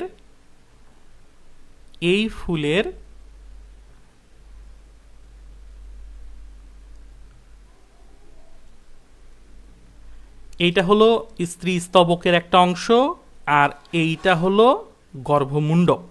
এখন আমরা ধরে নিলাম যে এই গর্ভাশয়ের মধ্যে একটা মাত্র ডিম্বক আছে, একটা মাত্র ডিম্বক। আমরা ধরে নিলাম এইখানে একটা মাত্র এরকম ডিম্বক আছে। এই ডিম্বকের তাহলে এটা যেহেতু পরিণত হয়ে গেছে, তার মানে এর উপরের দিকে এরকম তিনটা মানে কোষ, মাঝখানে একটা ডিপ্লয়েড কোষ, আর এখানেও এরকম তিনটা। তার মধ্যে এই অংশটা হলো এই বড় যে কোষটা, এই যে বড় যে কোষটা, এটা হলো ডিম্বাণু। এইরকম অবস্থাতে আছে। এখন আমরা ধরে নেই যে এই পাশে আরেকটা পুংকেশর আছে। এই পুংকেশরের এখানে পরাগরেণু তৈরি হয়ে আছে। ভালো করে লক্ষ্য রাখেন, এখানে কিন্তু পরাগরেণু উৎপন্ন হয়ে আছে, এখানে কিন্তু পুরোপুরি পুং গ্যামেটোফাইট তৈরি হয়ে নাই। তার মানে এখান থেকে যখন উড়ে গিয়ে এখানে পরাগরেণু পড়বে, তাহলে এখানে যখন পরাগরেণু পড়বে তার মানে পরাগরেণুটা কেমন ছিল? পরাগরেণুটা এরকম ছিল যে ওর ভিতরে একটা ছোট কোষ আর একটা এরকম বড় কোষ অবস্থায় ছিল। আমরা জানি এই ছোট কোষটার নাম হচ্ছে জেনারেটিভ নিউক্লিয়াস, এইটার নাম হচ্ছে টিউব নিউক্লিয়াস বা কোষ। তো নিউক্লিয়াস বলাটাই সব থেকে যুক্তিযুক্ত।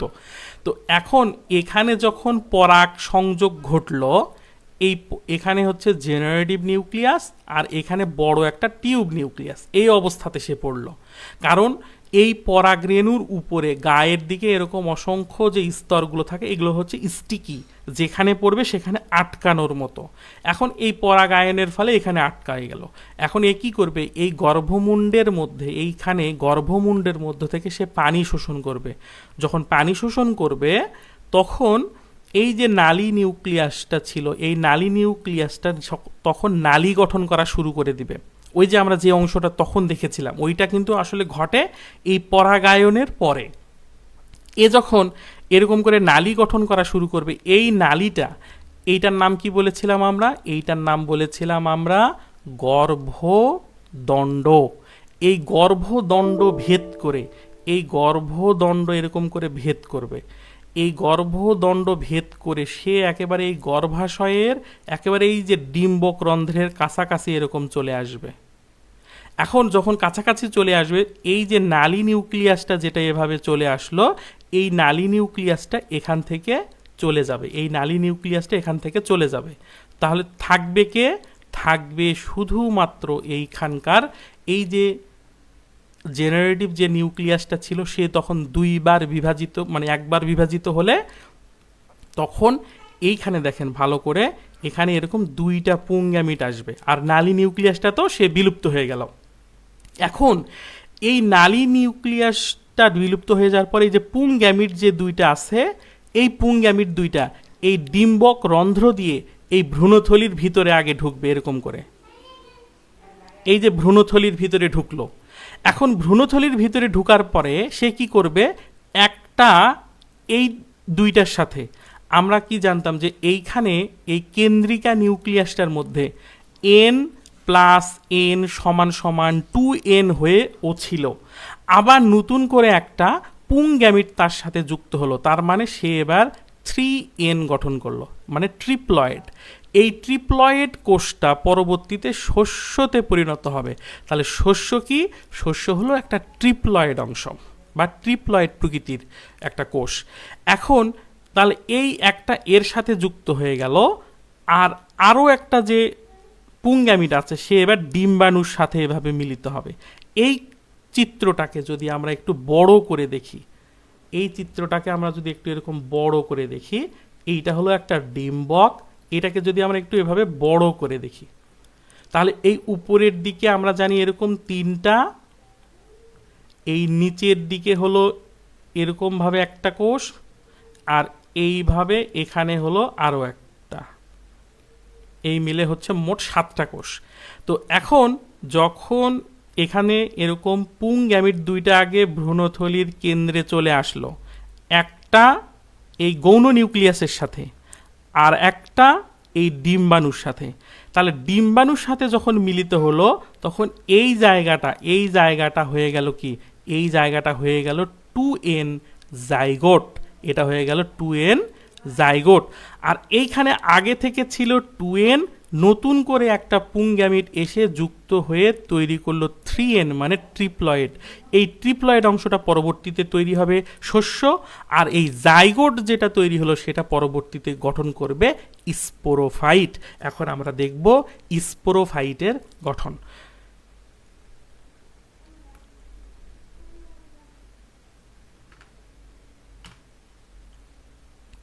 এখন আমরা স্পোরোফাইটের গঠন দেখব।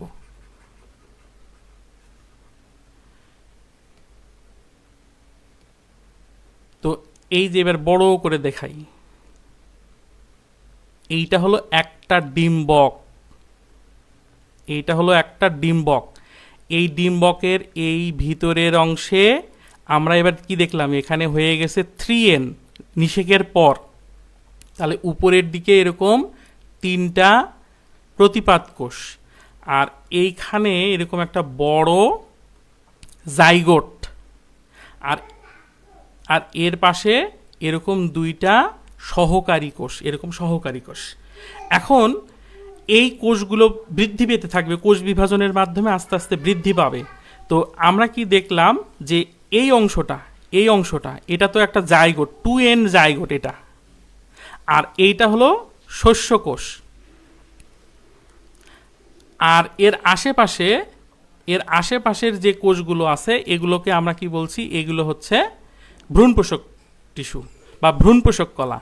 এখন প্রথম ধাপে এই জাইগোট কোষটা এইভাবে বিভাজিত হবে। তাহলে জাইগোট কোষের বিভাজনটা কোন দিকে ঘটলো? জাইগোট কোষের বিভাজনটা অনুপ্রস্থে ঘটলো। তাহলে এই যে আমি এখানে একটু লিখে দেই, এই যে জাইগোট কোষের যে বিভাজন, এই জাইগোট কোষের বিভাজন কোন পাশে ঘটবে? অনুপ্রস্থভাবে ঘটবে। যখন অনুপ্রস্থভাবে এই জাইগোট কোষ দুটা বিভাজিত হলো, তখন এই যে উপরের দিকে একটা কোষ, এইরকম একটা নিচের দিকে একটা কোষ তৈরি করলো। তাহলে আমরা কি জানি, এইটা হলো ট্রিপ্লয়েড কোষ। এ কোথায় আছে? এ যে জায়গাটার মধ্যে অবস্থান করছে, এই জায়গাটার নাম হলো ভ্রূণথলির কেন্দ্র। এটা হলো ভ্রূণথলির কেন্দ্র। আর এই পাশের যে ছিদ্রটা আছে এটাকে আমরা কি বলতাম? এইটাকে বলতাম আমরা ডিম্বক রন্ধ্র। তাহলে 2টা কোষ তৈরি হলো, একটা দেখেন ভ্রূণথলির কেন্দ্রের কাছে, আর একটা হলো ডিম্বক রন্ধ্রের কাছে।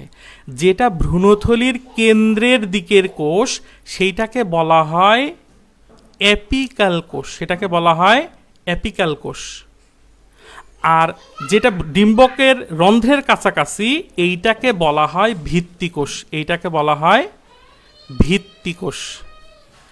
এই ভিত্তিকোষ থেকে এইগুলা যখন আস্তে আস্তে বিভাজিত হবে, এই ভিত্তিকোষ থেকে যে তৈরি করবে সেটা হচ্ছে ভ্রূণ ধারক। এখান থেকে তৈরি হবে ভ্রূণ ধারক। আর এই যে অ্যাপিক্যাল কোষ যেটা আছে, এই যে এই কোষটা থেকে এই উপরের দিকের যে কোষটা আছে, এই অ্যাপিক্যাল কোষ থেকে তৈরি করবে ভ্রূণ। এই ভ্রূণ পরবর্তীতে পরিস্ফুটিত হবে, এই ভ্রূণ পরবর্তীতে পরিস্ফুটিত হবে। পরিস্ফুটিত হলে তখন সে কি হবে, একটা গাছে পরিণত হবে। তো আমরা একটু দেখি, ধরেন এইটা একটা বীজ তৈরি হয়ে আছে, এটা একটা বীজ। এখন এই বীজটা কখন তৈরি হবে, যখন এই পুরো প্রসেসটা শেষ হবে, এই চারপাশে তখন এই ট্রিপ্লয়েড অংশটা থাকবে। এটা হলো 3N, মানে হলো শস্যদানা। এটা হলো শস্যদানা। আর ওর এক পাশে শুধুমাত্র এই জায়গাটুকুতে যে অংশটা থাকবে সেইটা হবে কি, ভ্রূণ। আর ফলের ক্ষেত্রে কি হয়, একটা যে গর্ভাশয় যেটা ছিল, এই যে এরকম গর্ভাশয় আমরা দেখেছিলাম না, এরকম গর্ভাশয়, এই গর্ভাশয়টা তখন কিসে পরিণত হবে, ফল। আর এই গর্ভাশয়ের মধ্যে যতগুলো ডিম্বক থাকবে, এরকম যতগুলো ডিম্বক থাকবে, প্রত্যেকটা নিষিক্ত ডিম্বক এরা পরবর্তীতে কিসে পরিণত হবে, এরা বীজে পরিণত হবে। তাহলে পরীক্ষাতে প্রশ্ন আসতে পারে, আমি একটু এখানে সাইড নোট দিয়ে রাখি, যে নিষেকের পর গর্ভাশয়, নিষেকের পর গর্ভাশয়ের পরিণতি কি, গর্ভাশয়ের পরিণতি হলো ও ফলে পরিণত হবে। আর নিষেকের পরে ডিম্বকের পরিণতি কি, ডিম্বক পরিণত হবে বীজে, ডিম্বক পরিণত হবে বীজে। এখন ধরে নিলাম যে এটা হলো একটা বীজ, এটাকে যখন মাটিতে আমরা ফেললাম তখন এই ভ্রূণ কি হবে, এরকম অঙ্কুরিত হয়ে এরকম কি হবে, গাছে পরিণত হবে না। এখন এই গাছটা যখন পরিণত হবে, এই অবস্থাতে এই যে নতুন যে গাছ চারা, তার কিন্তু শেকড় নাই, তখন সে খাবে কি, তখন এই ট্রিপ্লয়েড শস্যদানা এই গাছটাকে খাদ্য সরবরাহ করবে। কতদিন পর্যন্ত খাদ্য সরবরাহ করবে, যতদিন পর্যন্ত না এই গাছটার মধ্য থেকে এরকম কি হয়, শিকড় গজাচ্ছে। যখন শিকড় গজাবে এবং সে মাটি থেকে পুষ্টি উপাদান নিতে পারবে, তখন এই বীজটা তখন তার দেহ থেকে চলে যাবে। এইভাবেই পুংগ্যামেটোফাইট, স্ত্রী গ্যামেটোফাইটের উৎপত্তির মাধ্যমে একটা নতুন স্প্রোফাইটের সৃষ্টি হয়। আশা করি উদ্ভিদের এই প্রজনন সংশ্লিষ্ট যে কথাবার্তাগুলো আজকে আলোচনা হয়েছে, এই আলোচনাগুলো যদি আপনারা বুঝেন, তাহলে আর কোনো কিছুতে আপনারা আটকাবেন না ইনশাল্লাহ। এতটুক পর্যন্ত, অর্থাৎ এই উদ্ভিদের প্রজনন সংশ্লিষ্ট কোনো সমস্যা আছে কিনা একটু কমেন্ট করে জানাবেন। যারা দেখছেন একটু কমেন্ট করে জানাবেন যে উদ্ভিদের নিষেক প্রক্রিয়ার মধ্যে কারো কোনো সমস্যা আছে কিনা। আমি একটু আপনাদের কমেন্টগুলো দেখি।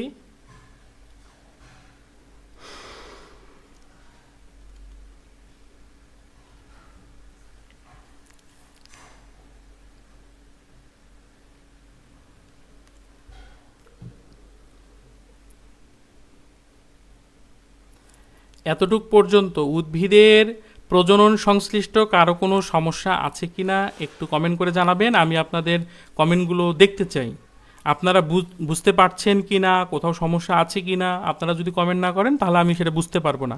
আর যদি সেটা না হয় তাহলে আসলে এই কষ্ট করে ফাতেমা জান্নাত বলছে যে প্রবলেম নাই, আসলে যদি আপনারা কমেন্ট না করেন আমি তো বুঝতে পারবো না আপনারা সেই বুঝতে পারছেন কি না।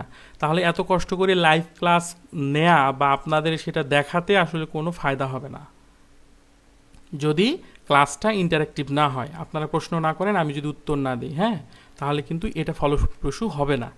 তো একজন কমেন্ট করছে ফাতেমা জান্নাত, সে বলছে প্রবলেম নাই ভাইয়া। ওকে, একজনের কমেন্টেই আমি কিন্তু সামনের দিকে এগিয়ে যাচ্ছি। তো আমরা এবার মানুষের প্রজননতন্ত্র নিয়ে আলোচনা করব।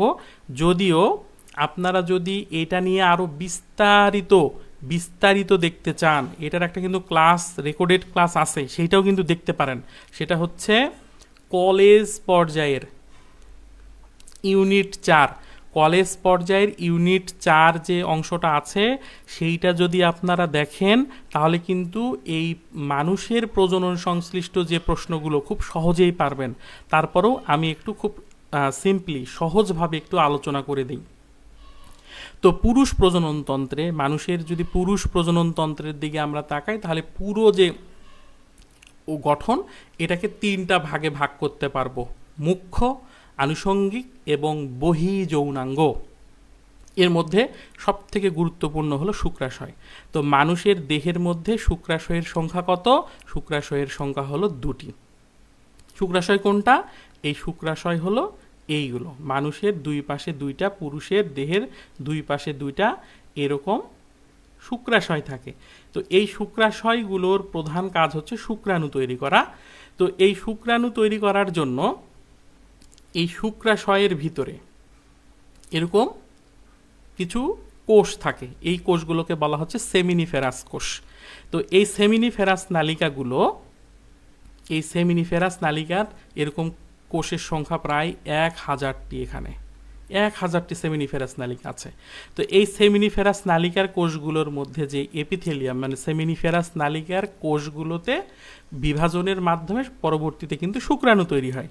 তো এই শুক্রাণু তৈরি হওয়ার জন্য যে কোষগুলো আছে এগুলো তখন এভাবে একত্রিত হয়ে বের হয়ে আসে, বের হয়ে এসে এখানে আরও একটা এরকম একটা গঠন তৈরি করে। এই গঠনটাকে বলা হচ্ছে এপিডিডাইমিস। এই অংশটাকে বলা হয় এপিডিডাইমিস, এই অংশটাকে বলা হয় এপিডিডাইমিস। তাহলে এই যে ওই অংশটা আছে, এই অংশটাকে বলবো আমরা এপিডিডাইমিস।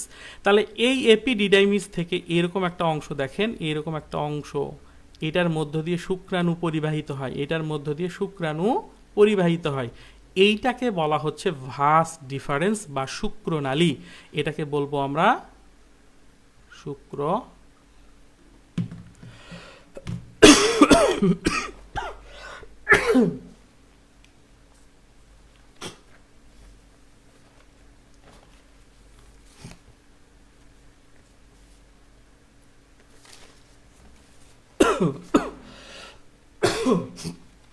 দুঃখিত। তো এইটাকে বলবো আমরা ভাস ডিফারেন্স বা শুক্র নালী। তাহলে পরীক্ষাতে প্রশ্ন আসবে কি, শুক্রনালীর দৈর্ঘ্য কত? এই শুক্রনালীর দৈর্ঘ্য হচ্ছে 40 থেকে, এটার দৈর্ঘ্য হচ্ছে 40 থেকে 50 সেন্টিমিটার। এটা হচ্ছে 40 থেকে 50 সেন্টিমিটার। এরপরে এখান থেকে যখন ঘুরে এভাবে আসবে, এসে এখানে আরও একটা অংশ আমরা এইভাবে দেখতে পাবো, এটার নাম হচ্ছে সেমিনাল ভেসিকল। অর্থাৎ বীর্যের যে থকথকে ভাব, এই থকথকে ভাবের যে অংশটা, এইটা মূলত এই সেমিনাল ভেসিকল উৎপাদন করে। এখন এই সেমিনাল ভেসিকল থেকে একটা ছোট্ট নালী, এই ছোট্ট নালীটাকে বলা হচ্ছে ক্ষেপণ নালী। এই ক্ষেপণ নালীটা হচ্ছে মাত্র 19 মিলিমিটার। এ আবার এসে এই শুক্রনালীর সাথে যুক্ত হয় এবং পরবর্তীতে সেটা এরকম ইউরেথ্রার সাথে এরকমভাবে যুক্ত হয়ে যায়। তাহলে আমরা এপিডিডাইমিস দেখলাম, ভাস ডিফারেন্স দেখলাম, সেমিনাল ভেসিকল দেখলাম, ক্ষেপণ নালী দেখলাম, ইউরেথ্রা দেখলাম। এরপরে আমরা দেখব প্রোস্টেট গ্রন্থি। তো এই যে অংশটা দেখছেন এটা হচ্ছে রেচনতন্ত্রের একটা অংশ, সেটার নাম হচ্ছে মূত্রথলি। এই মূত্রথলির যে থলিটা আছে এর পেছনের দিকে এই যে এখানে একটা দেখেন বড় একটা গ্রন্থির মতো অংশ দেখা যাচ্ছে, এই অংশটাকে বলা হচ্ছে প্রোস্টেট গ্রন্থি।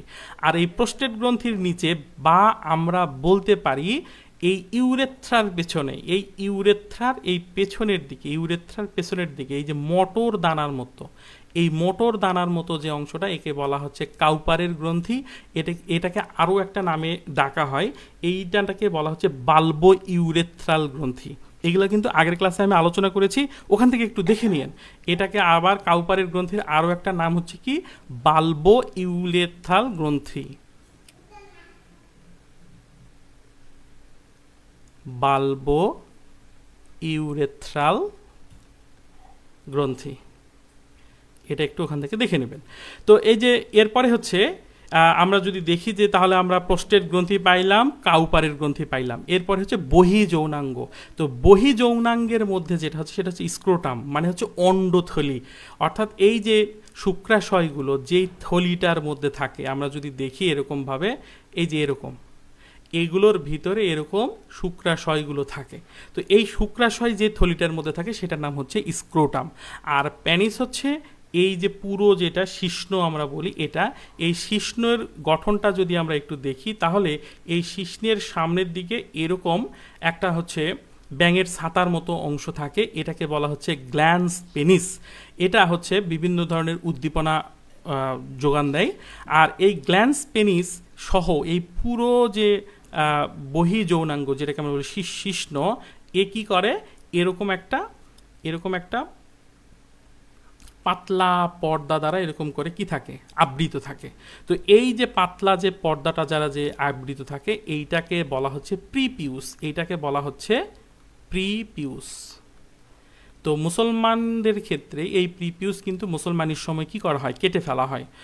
আর অন্যান্য যারা আছে যারা মুসলমানি করে না তাদের ক্ষেত্রে এটা কিন্তু থেকে যায়। তো এই হচ্ছে পেনিসের একটা গঠন। আর একটা উল্লেখযোগ্য কথা মনে রাখতে হবে, এই পেনিসের উপরের দিকে যে চামড়াটা থাকে, অন্যান্য চামড়ার মধ্যে চর্বি থাকলেও এই পেনিসের চামড়ার নিচে কিন্তু কোনো ধরনের চর্বি থাকে না, কোনো ধরনের চর্বি থাকে না। তো এই হচ্ছে মোটামুটি পুরুষ প্রজনন তন্ত্রের গঠন। এরপরে আমরা স্ত্রী প্রজনন তন্ত্রের গঠন নিয়ে যদি দেখি, স্ত্রী প্রজনন তন্ত্রের গঠন নিয়ে আমরা আলোচনা করব। এটাকেও আমরা সমান 3টা ভাগে ভাগ করতে পারি।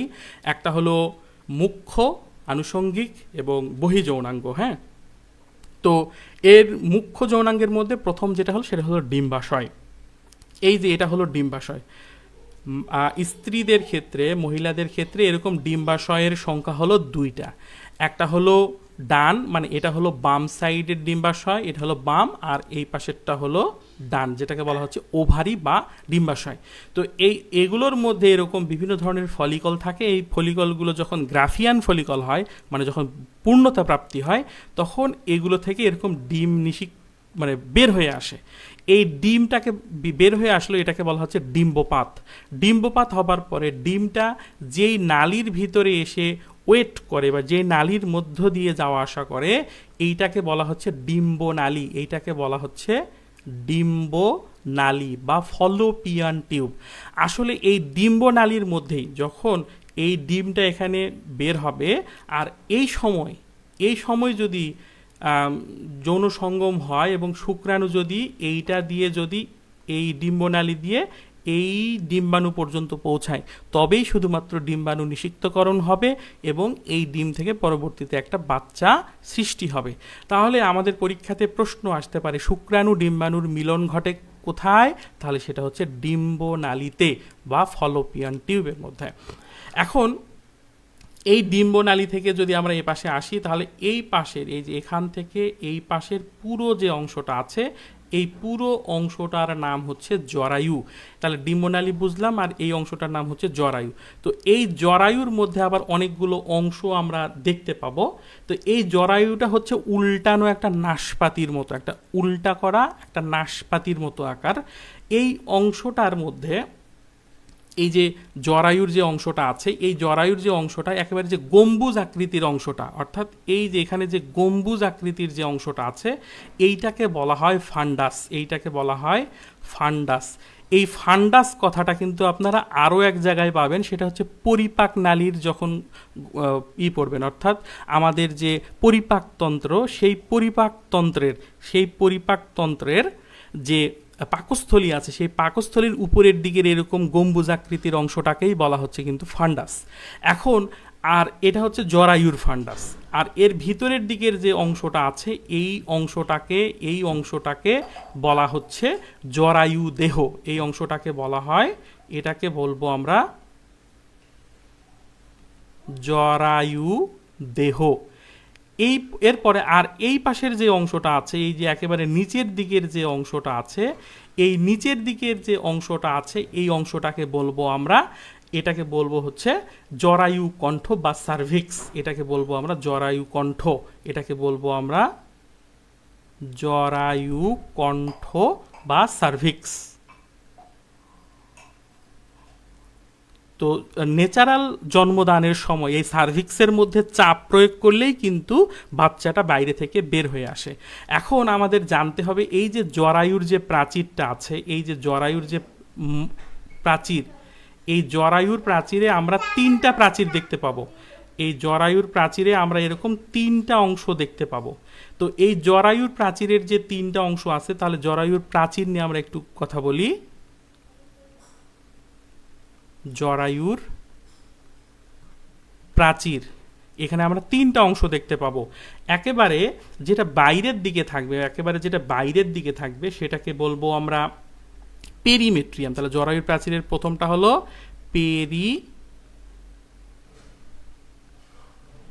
পেরিমেট্রিয়াম।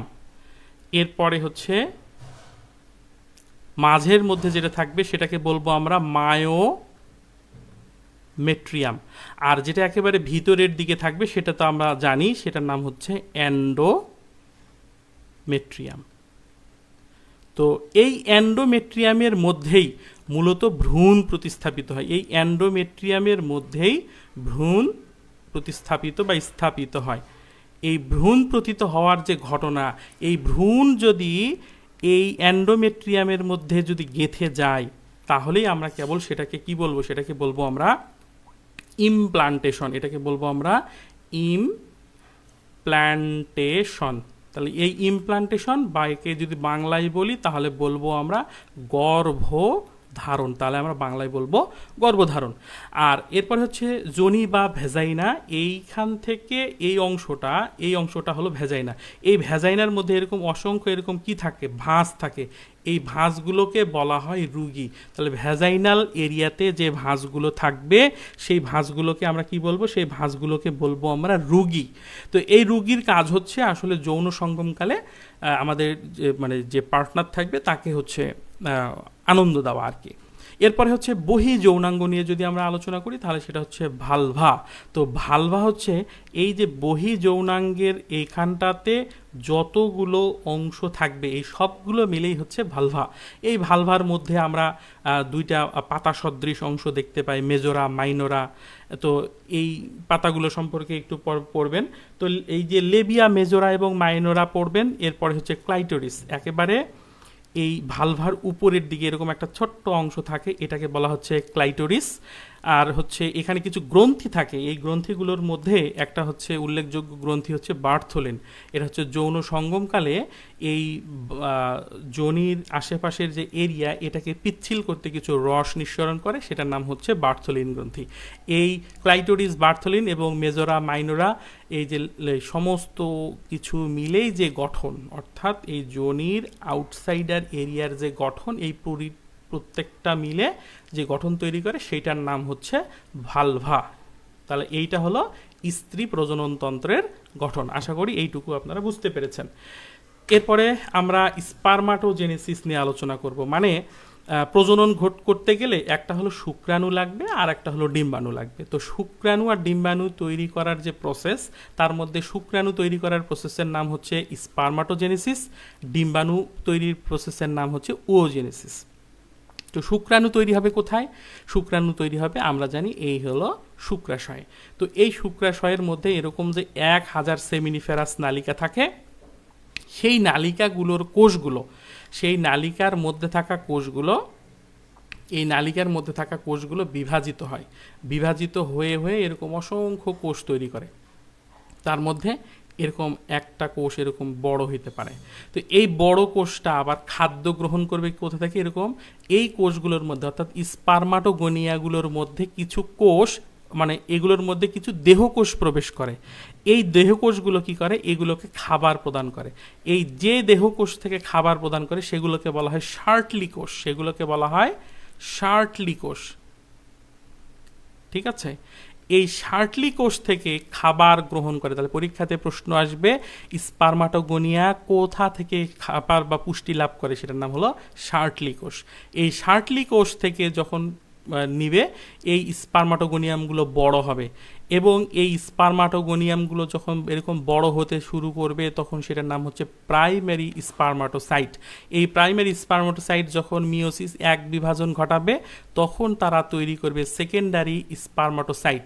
এই সেকেন্ডারি স্পারমাটোসাইটগুলো আবার বিভাজনের মাধ্যমে এরকম 2টা 2টা করে মোট 4টা স্পারমাটিড গঠন করবে। এই স্পারমাটিডগুলোতে পরবর্তীতে এরকম লেজের সংযোজন ঘটবে এবং এরকম শুক্রাণু তৈরি হবে। তো এখন কথা হচ্ছে আমরা স্পারমাটোজেনেসিস থেকে কি পড়ব, যে স্পারমাটোজেনেসিস প্রক্রিয়ায় শেষে মোট কতগুলো শুক্রাণু তৈরি হবে। তাহলে একটা স্পারমাটোগোনিয়াম থেকে 4টি শুক্রাণু তৈরি হবে। একটা স্পারমাটোগোনিয়াম বা একটা প্রাইমারি স্পারমাটোসাইট থেকে কয়টা সেকেন্ডারি স্পারমাটিড তৈরি হবে? 2টা। একটা সেকেন্ডারি স্পারমাটোসাইট থেকে কয়টা স্পারমাটিড তৈরি হবে? 2টা। আর 2টা থেকে মোট স্পারমাটিড তৈরি হবে 4টা। আর স্পারমাটিডগুলোর প্রকৃতি কেমন? এগুলো হচ্ছে হ্যাপ্লয়েড। স্পারমাটোগোনিয়ামের প্রকৃতি কেমন? এগুলো হলো ডিপ্লয়েড। এই জিনিসগুলো আমাদেরকে পড়তে হবে। স্পারমাটোগোনিয়ামগুলো কোথা থেকে পুষ্টি লাভ করে? শার্টলি কোষ থেকে পুষ্টি লাভ করে। এগুলোই পড়ব হচ্ছে আমরা স্পারমাটোগোনিয়াম থেকে। এরপরে যদি আমরা ওজেনেসিসে যাই, তাহলে ওজেনেসিসে আমরা যদি দেখি যে স্ত্রী প্রজননতন্ত্রের যে ওভারি ডিম্বাশয়ের মধ্যে থাকে, এই ডিম্বাশয়ের মধ্যে থাকা কোষগুলো বিভাজনের মাধ্যমে এরকম কিছু ওগোনিয়াম তৈরি করে, যেগুলো এরকম প্রাইমারি ওসাইট পরিণত হবে এবং সেগুলো যখন প্রথম মায়োটিক বিভাজন মানে প্রথম মিওসিস বিভাজন ঘটাবে, অর্থাৎ মিওসিস 1। আমরা জানি মিওসিস বিভাজনটা সম্পন্ন হয় 2টা ধাপে, একটা হলো মিওসিস 1 আর একটা হলো মিওসিস 2। তো মিওসিস 1 যখন ঘটাবে তখন এরকম 2টা কোষ তৈরি করবে, একটা বড় আর একটা ছোট। যে ছোট কোষটা যেটা তৈরি হবে সেটার নাম হবে প্রথম পোলার বডি, আর একটা তৈরি করবে সেকেন্ডারি ওসাইট। এখন এই সেকেন্ডারি ওসাইট এবং পোলার বডি এরা আবার 2য় নম্বর সেল ডিভিশন ঘটাবে মিওসিস 2। তখন কিন্তু এখানে কোষের সৃষ্টি হবে 4টা।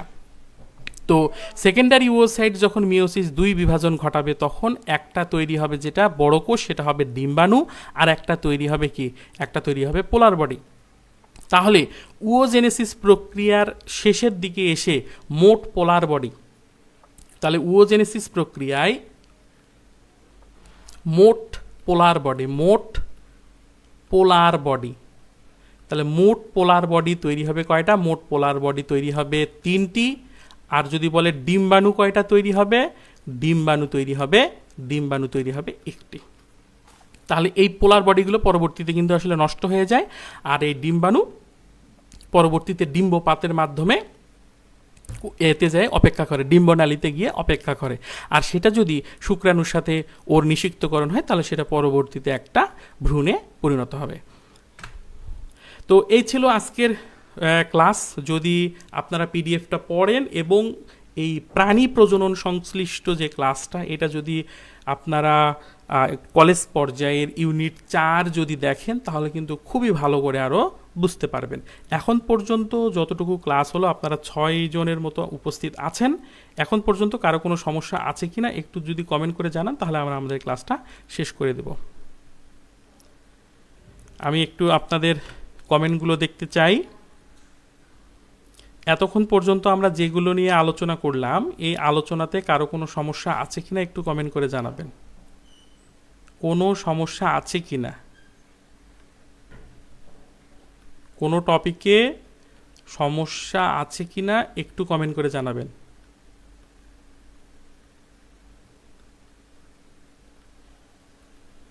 কোনো সমস্যা আছে কিনা একটু কমেন্ট করে জানাবেন। আপনাদের কমেন্টগুলো দেখে আমরা আমাদের আজকের ক্লাসটা শেষ করব।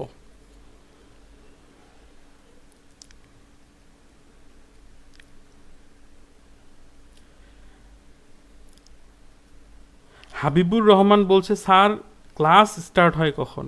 হাবিবুর রহমান, ক্লাস স্টার্ট হয়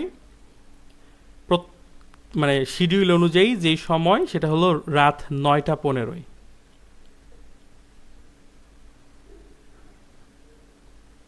শামিমা সরকার বিনতি, আপনারা যারা দেখছেন একটু দ্রুত কমেন্ট করে জানাবেন যে এই পর্যন্ত কারো কোনো সমস্যা আছে কিনা। যদি সমস্যা থাকে তাহলে সেটা একটু সলভ করে দেব, আর যদি সমস্যা না থাকে তাহলে আমরা আমাদের ক্লাসটা শেষ করে দেব।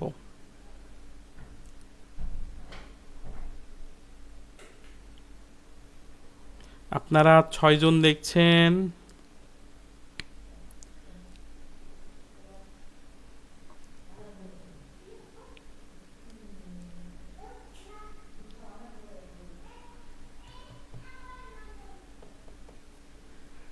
কারো কোনো রেসপন্স পাচ্ছি না, কেউ রেসপন্স করছেন না, তার মানে কি আপনারা সবাই চলে গেছেন?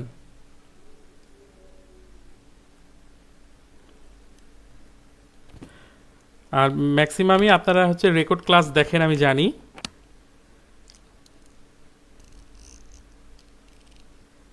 আমরা কি আমাদের ক্লাসটা শেষ করে দিতে পারি, এতটুকু একটু বলেন।